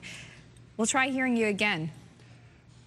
Yeah, sure. Let me recap that a little bit. You mentioned that there were, we've seen strong sales for much of the first quarter. The numbers in April show that there were close to 18,000 EVs sold across Canada. That's up more than 20% from the year before. The numbers were even stronger the month before that in March, where there were more than 21,000 EVs sold in Canada. So the big question is, why are we seeing this return to Canadians showing interest in electric vehicles?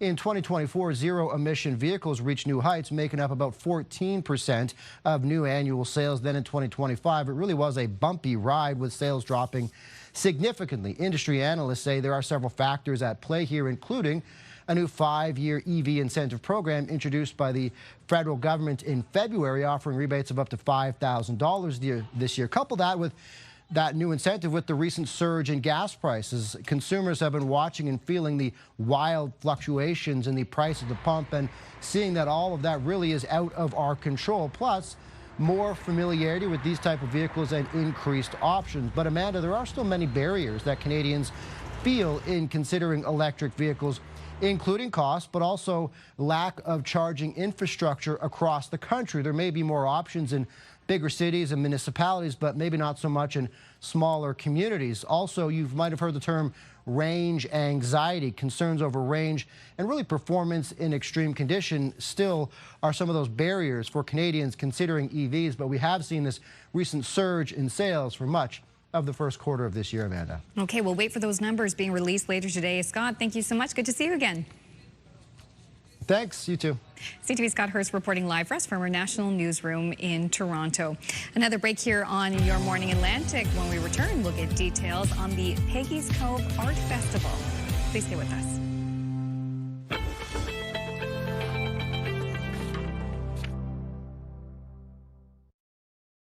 Move Mornings with Aaron and Peter. Weekday mornings on Move 100. The most fun in the morning. And home of the $1,000 Minute. Only on Move 100 Halifax. Welcome back. It's almost 8:23. Now, art is coming alive this weekend in the Peggy's Cove Village, with artists bringing their work out onto the rocks and showcasing their talent. It's all part of the annual Peggy's Cove Area Festival of the Arts. Here this morning to talk about this year's event is Peggy's Cove Area Art Society volunteer Annette Lowe. Good morning, Annette. Good morning. Thanks for having me here. Our pleasure. We love to shine a spotlight on artists and their work. You are an artist yourself. Tell us about your work.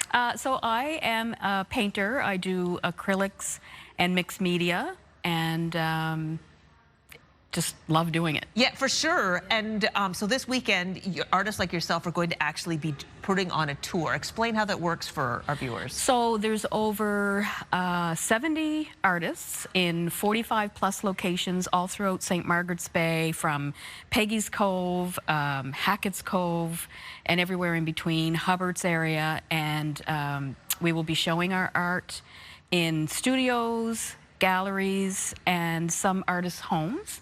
And we will have some artists will be actually hands-on creating art, so that people can see the process. They can have conversations with the local artists about their process. So it's not just a show and sale, it's actually getting behind the scenes and seeing what artists are creating. So. This sounds like a wonderful opportunity to spend a day really immersing yourself in art, seeing a beautiful part of our province.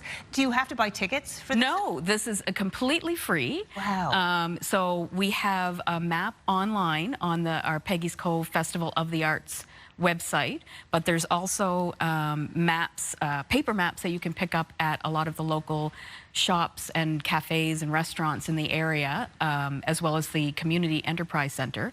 And you can plan your route of all of the different stops that you can take. And we also have sandwich boards all over where each studio or stop is, so that it will help you navigate and plan your routes. It sounds like a really wonderful day. Does it happen rain or shine?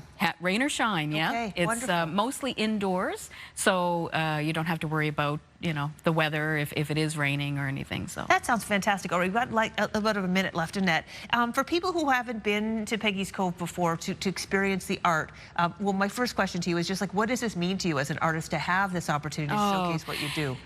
We have like so much talent here in Nova Scotia. A lot of artists. And so to be able to showcase our art and have people come and see it, it's such a wonderful opportunity that otherwise wouldn't happen if it wasn't for an event like this. Yeah, and you're a volunteer. I know it's a lot of hard work, but obviously this weekend it pays off. Yes, yeah. My last quick question to you is any advice for people who are approaching this event for the first time? Yes, definitely either go online to look at the map.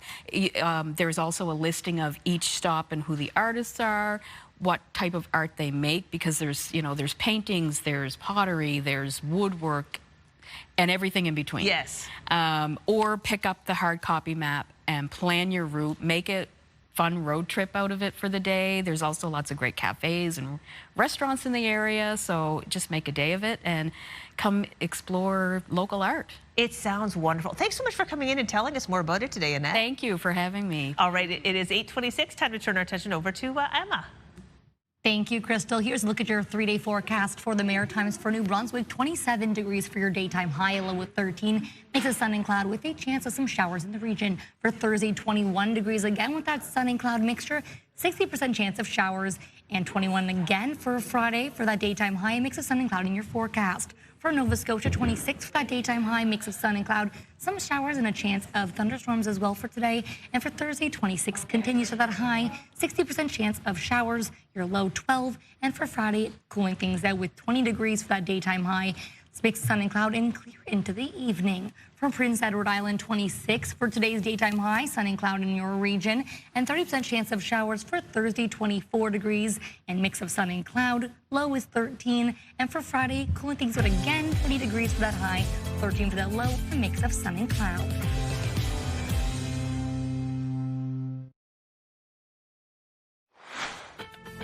Coming up in this half hour, the Between Us Tour. We will chat with Arkel's frontman next. Kerman ahead of the band's shows coming up in the Maritimes. That's just ahead in the last 30 minutes of Your Morning Atlantic.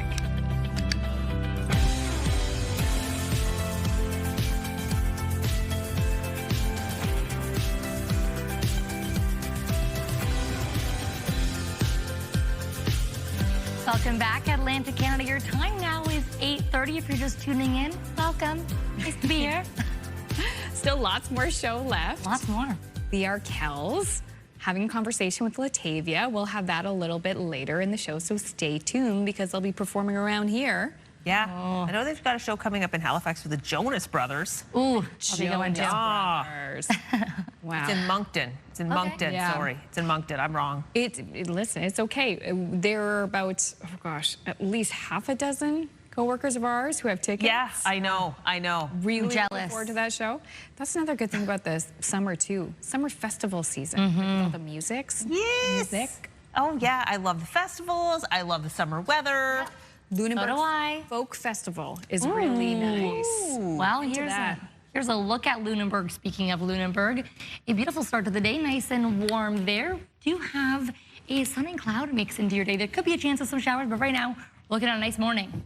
Let's take a look at those current temperatures that we have throughout our region. Starting off in Halifax, 18 degrees here, Fredericton 21 degrees, Moncton seeing 20, and Charlottetown seeing 21 degrees. Happy Valley, Goose Bay, a bit cooler at 17, and cooling things a little bit more in St. John's, Newfoundland at 13 degrees. For that UV index in the Maritimes, we have the UV around high to very high today, so despite possible some showers and thunderstorms, could be time to bring out the sunblock. For Newfoundland and Labrador, a little bit less, though. We do have between low to moderate for that UV index.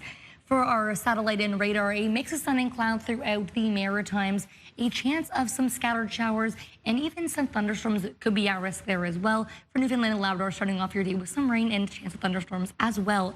For current winds, we have sustained from the south direction for St. Pierre, 48 kilometers per hour, and for St. John's, 48 kilometers per hour as well, gusting up to 69 though, 41 in Gander, so quite breezy over in Charlottetown though, 30. Let's send things over to Amanda with your news. Thank you, Emma. Here is another item that will cost you more: on-street parking in Halifax and Dartmouth. Weekday on-street parking rates increasing today by 25%, rounded to the nearest quarter. And monthly commuter parking permit fees will also increase by $20. These changes were approved by Halifax Council last month. And another big change, you'll now have to pay for on-street parking on Saturdays in select zones that include downtown Halifax, Spring Garden Road, and downtown Dartmouth. Back in March, the Spring Garden Area Business Association called the move disappointing. The city says the increase will generate more than $400,000 and help with parking demand. And sticking with vehicles in the HRM, Halifax Transit's promised tap-and-pay system is delayed again. The rollout has now been pushed to later in the year, along with the planned fare hike. Still, the overwhelming consensus around the council table Tuesday was one of embarrassment. It's embarrassing, to be honest. We have such a great city, but here we are with transit. We're trying to encourage people to take transit, but yet we cause these obstacles. December? Gotta be kidding. This isn't just embarrassing. I think it's financially very, very damaging as well. If I could just add my voice as well about how disappointed I am. Transit staff explained the delay and took accountability for the missed timeline. And you will be paying more to fill up with diesel in both Nova Scotia and New Brunswick after prices increased overnight. After increasing the day before, diesel prices once again surged in Nova Scotia, this time by 10.7 cents a litre. The minimum price now $2.20.9. And in New Brunswick, diesel increased by 11.1 cents. The maximum price now $2.20.8. Gas prices were not impacted and prices did not change overnight in PEI. A Tuesday morning fire has claimed the life of one man in East Chesapeake. Local fire departments were dispatched to the blaze on East Chesapeake Road yesterday morning. Halifax Fire says a single-family home was engulfed when they arrived.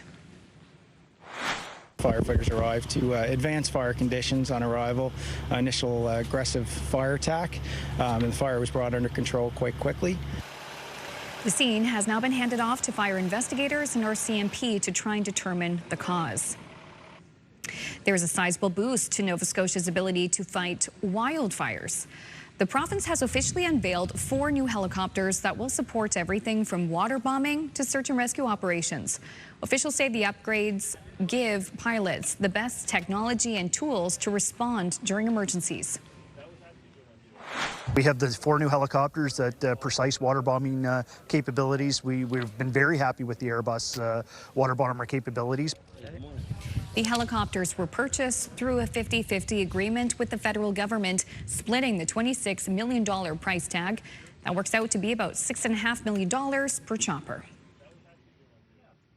Finally, spoiler alert for last night's episode of The Amazing Race Canada. A team from our region has been eliminated, but in the most noble way possible. Come on, ladies. Come on, fellas. What a day. John, come on. Bring it on in. Welcome to the KF Center for Excellence in Kelowna, BC. Keisha, Nova, you're team number 9, which means Maestro and Dwayne, you are the last team to arrive, gentlemen. I am sorry to tell you this, but you have been eliminated from the race. What made you guys choose to give up your race for Keisha and Nova's? I think it's important sometimes to just be kind. I mean, I'm disappointed, but at the same time, I feel very proud of what we did. You know, my partner here, he showed me so much about himself. This was one of the greatest days of my life. Losing has never felt so good. You know, I'm tearing up like them. Okay, Maestro Fresh West from St. John and his friend Dio Gibson, they were the first team to be eliminated on season 12 of The Amazing Race Canada. There wasn't an elimination on the first episode, so they already had a challenge ahead of them. They had to complete a speed bump after coming last in the previous leg, and then they decided to help these two, Keisha and Nova, who were struggling with the challenge to build an irrigation system. So Maestro and Dio, they helped them, they worked together to figure out, and they said, you know what, when we get to the finish line, like, you're gonna go ahead of us. So I just think it's so sweet. I'm so sad because I was really, really rooting for them. Me too. I know. Sad that they're out. I know, it's sad that they're out, but what a way to go. I know. Very nice. Heartwarming. Indeed. Heartwarming. Very nice. It is a competition, but you know what? That's okay. And I knew it's so strange for me to be taking the hard line because I'm a huge Maestro Fresh West fan and generally the softie of the world. But I'm like, no, this is a competition. When it comes to competition, Crystal's like, I turn into a vicious beast. Yeah. To win it. Yeah. That's where you unleash it. In any case, what's going on in our region? Well, we have a lot going on today. Well, really across the region. Hospitality Days do return to Bathurst, a summer celebration that runs from today until Sunday, July 19th. There will be live performances, a parade, car show and shine, and family-friendly activities, even fireworks. If you want to learn more, you can head to their website. Yay!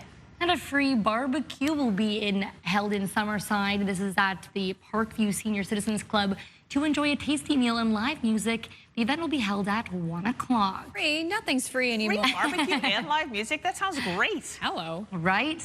And Latin Facts returns this week to Halifax. The largest Latin cultural festival in our region will run from July 15th until the 18th. Come out and enjoy it. An expanded market, live performances, dancing, film screening, sports, and more. Head to the website for the full breakdown. If you want to send any upcoming events to us, send us an email.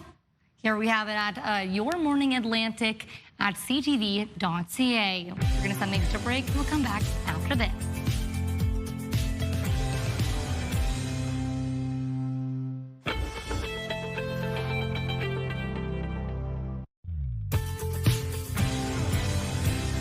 Welcome back, Atlantic Canada. Your time now is 8:42. Here's a live look at White Point, Nova Scotia. A beautiful start to the day. You can see two little bunnies in the corner there. Let me know if you can spot them, a little brown and a white one. Super cute. I'm sure they're enjoying the nice grass because it is a bit damp out there. Weather brought to you by Cummins Trusted Home Standby Generators.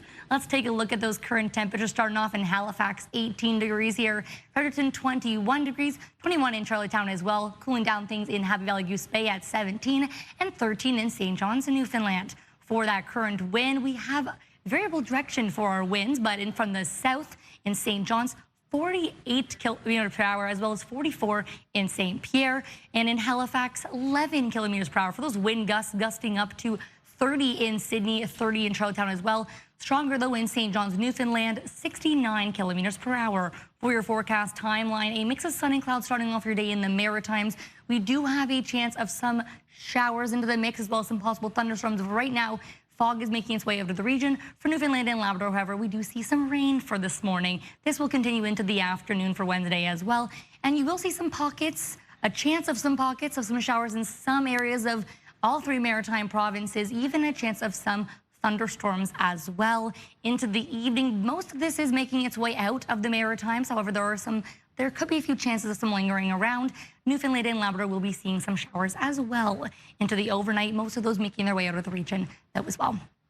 Into the morning, though, some lingering around in Newfoundland and Labrador. Here's to those rain outlook totals. We have 10 to 20 in Port Hawkesbury, trace amounts in most of the Maritimes, 2 to 5 in Sheet Harbour. For Newfoundland and Labrador, St. John's, 10 to 20 millimeters. Even more, though, for 20 to 30 for that heavy amount. For visibility, things are looking pretty good if you're outside driving around. It was a bit harder to see in parts of New Brunswick earlier, but that fog has cleared its way out of the region, so we're in good standing. Taking a look at your forecast timeline, mix of sun and cloud for New Brunswick. Our daytime highs, 28 in Moncton, 27 in Fredericton. A chance of some showers as well as risk of thunderstorms for this part of the province, as well for Prince Edward Island, Surrey, sitting at 23 for that daytime high and 25 in Charlottetown. Mix of sun and cloud, 30% chance of showers for Prince Edward Island. For eastern parts of Nova Scotia, 23 in Canso, warmer Antigonish at 26 for your daytime high and 28 in Sheet Harbour. Mix of sun and clouded, chance of some thunderstorms and some showers. This goes the same for western parts of Nova Scotia, 29 for that daytime high in Halifax, 28 in Bridgewater. For Newfoundland and Labrador, 16 degrees for that high in St. John's, Newfoundland. Showers and a possible chance of thunderstorms as well here. And for Labrador, we do have Happy Valley Goose Bay, the daytime high at 23 kilometers per hour. Let's send things over. We have our Kells next. Juno Award-winning Canadian rock band Kells continues to be one of the most heavily rotated bands on radio since they hit the scene back in 2006. They continue to bring the ultimate vibes of togetherness with their music. And back in April, they released their new album, Between Us. And we are in for a real treat because they are bringing their Between Us tour with the Jonas Brothers to the Maritimes. To share the details, we welcome Arkells frontman Max Kerman to the show. Good morning, Max. Thanks for having me. Good morning. Absolute pleasure. So to someone who may not know your music offhand and just discovered it, how would you describe your sound? Oh, I mean, it's pretty spirited. You know, I think it's meant to make people feel good. When I think about the kinds of music that I love to listen to the most, it's, you know, stuff like the Beatles and Motown and Springsteen, like a lot of stuff my parents listened to growing up. And that's sort of at least I think the DNA of our music has that kind of energy, which is like meant to make people dance and sing along and feel good. I definitely agree with you there. I'm from Toronto. Your music has been bumping in my house back since you first started in the scene. My husband is such a big fan. So you now have a new album, Between Us. Tell us about it.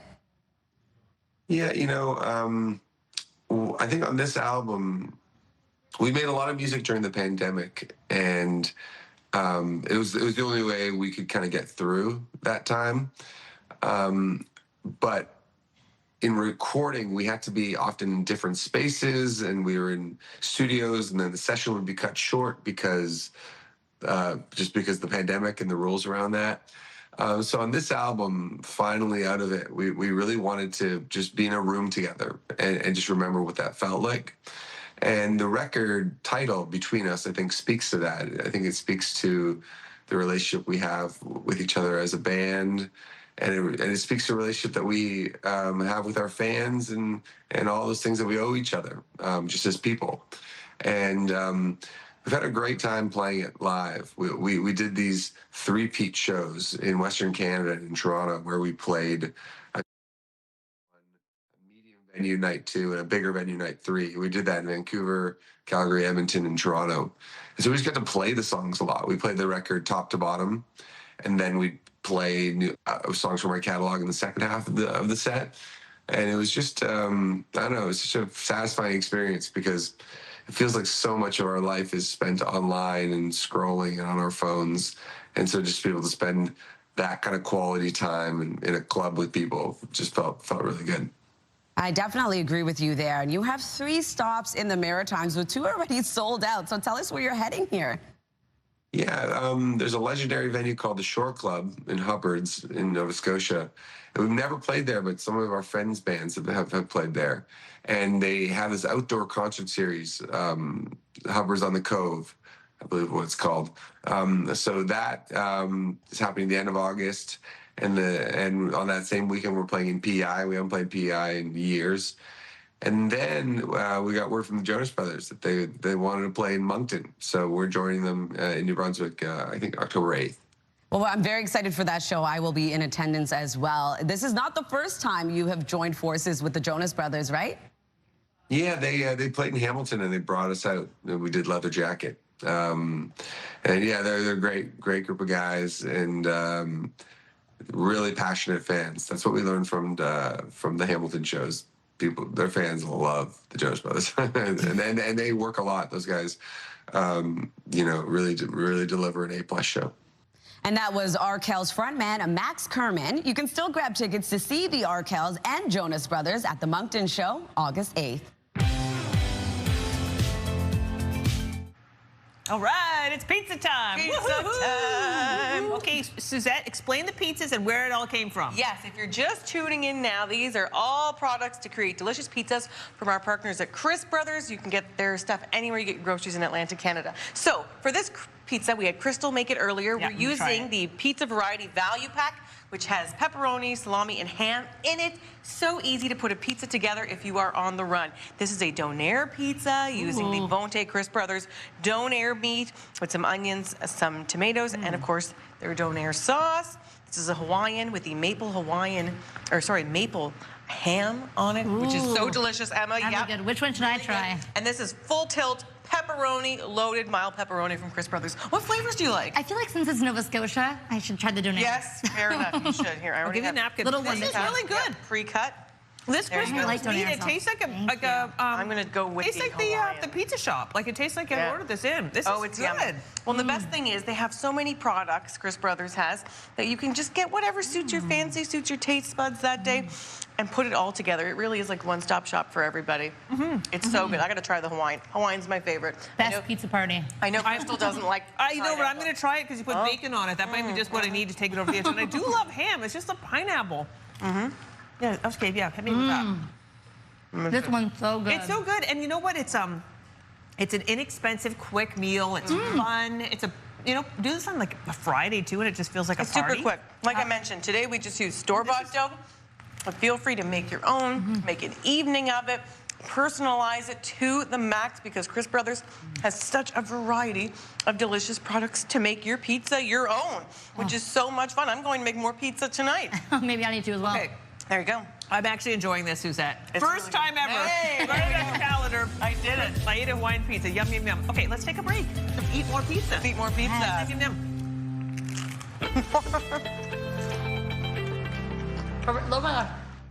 I'm eyeing that pizza. I'm It's still good. gonna have some after. Suzette is such a good hook and host. I ate that Hawaiian piece first. It was delicious. Where have you been all my life, Hawaiian Donaire pizza? was good. And Donaire was I good should probably too. put this down. My microphone's open. Nobody I can think hear me I'm gonna chewing. go the Donaire one. Yeah, I'm one of those like Hawaiian warm pineapple. No. Well, normally no, but open your mind. All Open right. your mind. Okay. Yummy. Speaking about being open to new experiences, we're asking to you this morning in our Move Morning Chat about your favorite amusement park ride, current, past. Here's what you had to say. Yay. Let's start with Denise from Halifax. My favorite ride was the Zipper. Oh, Denise, you're such a hard, but I don't, hardcore. Hardcore, but she says now as an adult, not so much. Okay. The Disney rides that spin you? No, thank you. Yeah. Up next, we have this one, Donna in St. John. In 1970s, my mom and I rode the Spider. I loved whipping around on that ride. My mother, on the other hand, was scared for her lives during the entire thing. This was back in Toronto where I grew up. And guess what? She's got a photo. You want to see it? Yes, please. Drum roll, please. There it is. Oh my goodness. That really does look like a spider.